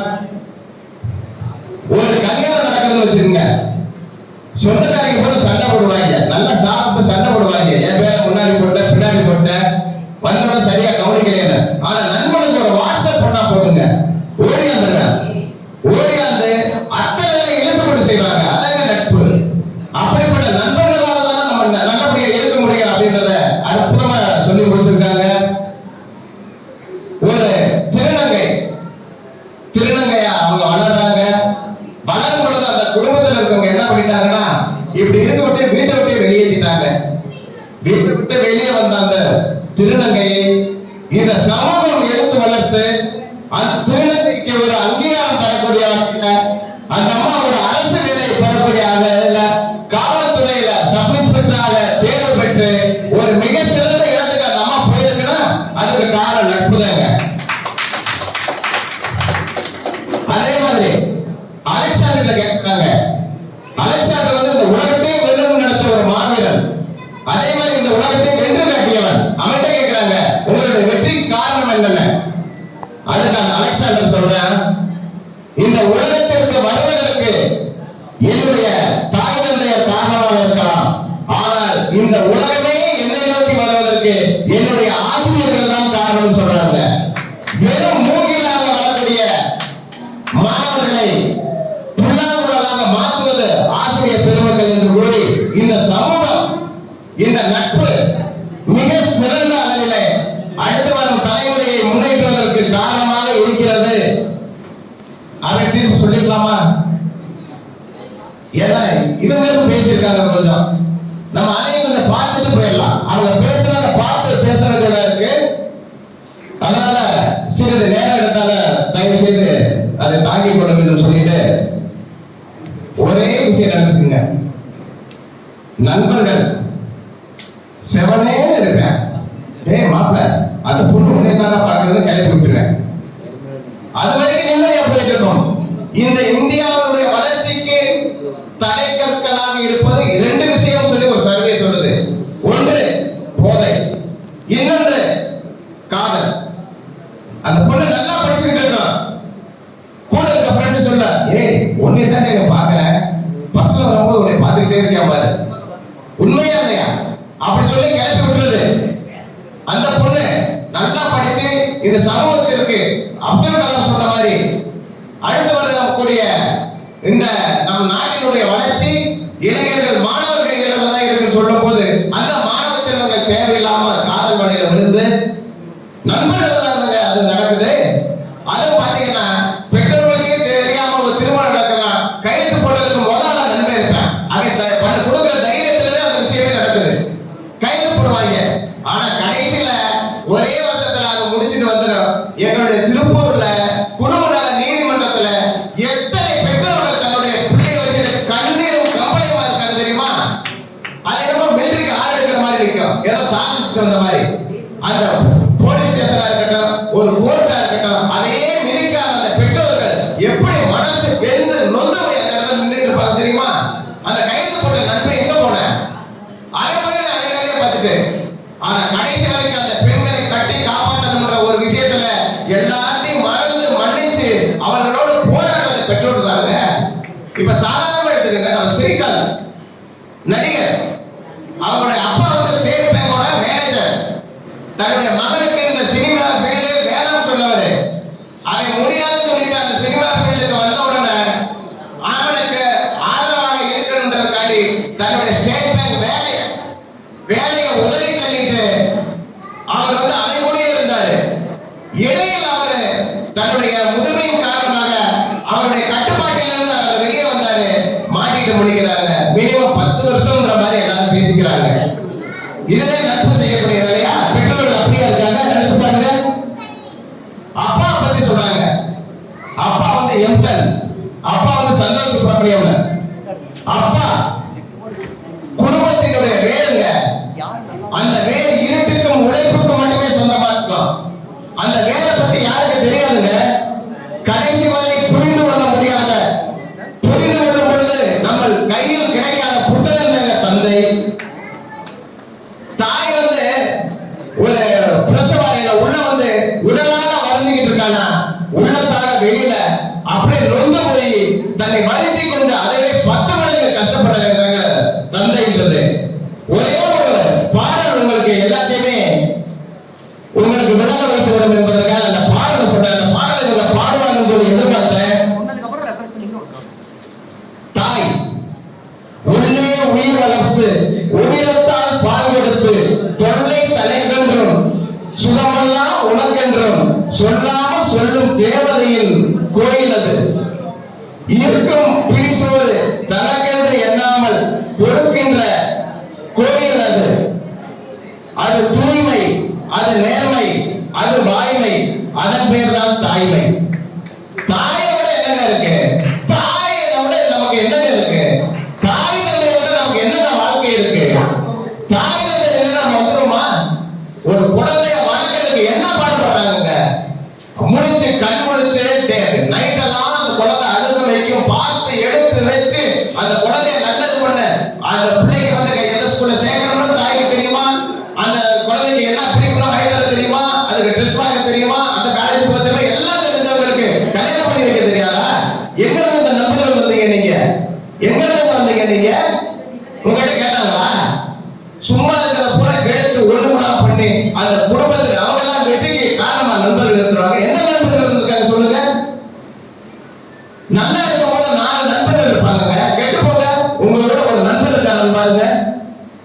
இவர் சொன்னாரு நண்பர்களாலே நான் நல்லா இருக்கேன். உண்மைதான், நண்பர்களாலே நல்லா இருக்கேன். ஏன்னா என் நண்பர்கள் மதுரையில் இருக்காங்க, அவங்களோட பேச்சுவார்த்தை நிப்பாட்டினேன், இப்ப நான் நல்லா இருக்கேன். நான் ஒரு நல்ல நிலைமைக்கு வரேன். டிவியில அது இதெல்லாம் என்னை காமிக்கிறாங்க. உடனே என் கூட படிச்ச 10ஆம் கிளாஸ் 8ஆம் கிளாஸ் படிச்ச ஒரு நண்பனுக்கு போன் பண்றேன். என் நம்பர் கேட்ட இல்ல, அவன்கிட்ட கேட்கிறேன், நண்பா நல்லா இருக்கியா, நீங்க யாரு? நான் ஒரு நண்பன் தானே சார். இவன் எப்படிடா இருக்கான், அவன் எப்படிடா இருக்கான், இவன் எப்படிடா இருக்கான், வரிசையா கேட்டுட்டே வரேன். அவன் நல்லா இருக்கான்னு சொல்லிட்டு வந்தேன். என்னையே கேட்டேன், இந்த இளமன் ஒருத்தன் தான், அவன் என்னடா செய்யறான்? அவன் கிடைக்க பிராடு. என்னடா அப்படி சொல்ற? ஆமாடா, திருப்பூர்ல பெரிய ஆயிட்டான்டா, டிவியில வரேன், அதுல வரேன், இதுல வரேன், பெரிய பிராடா இருப்பேன். உனக்கு எப்படா தெரியும்?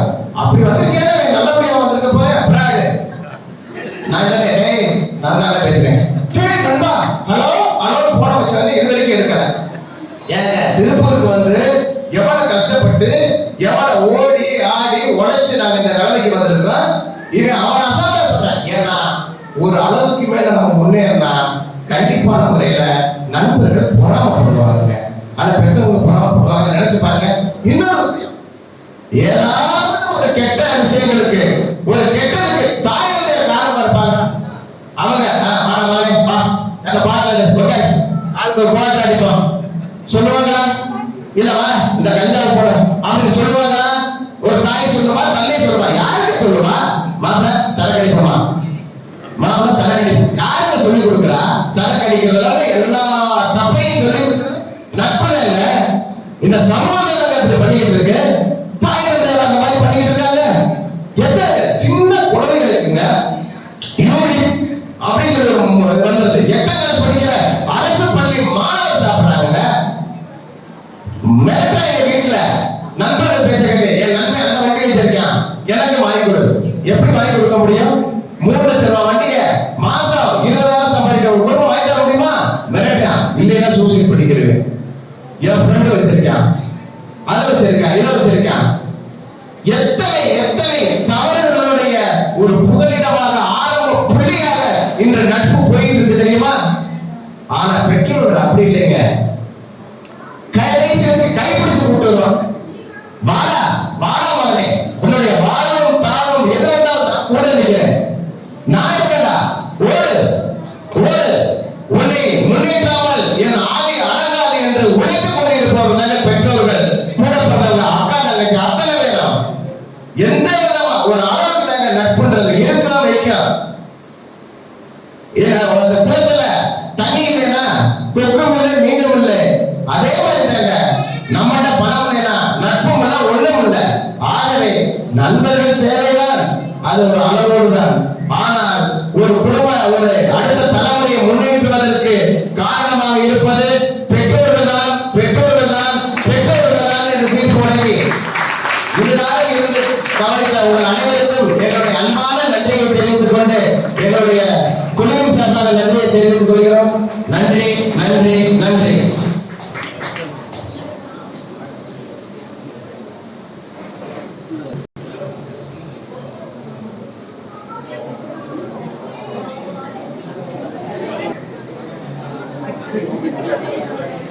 Thank you.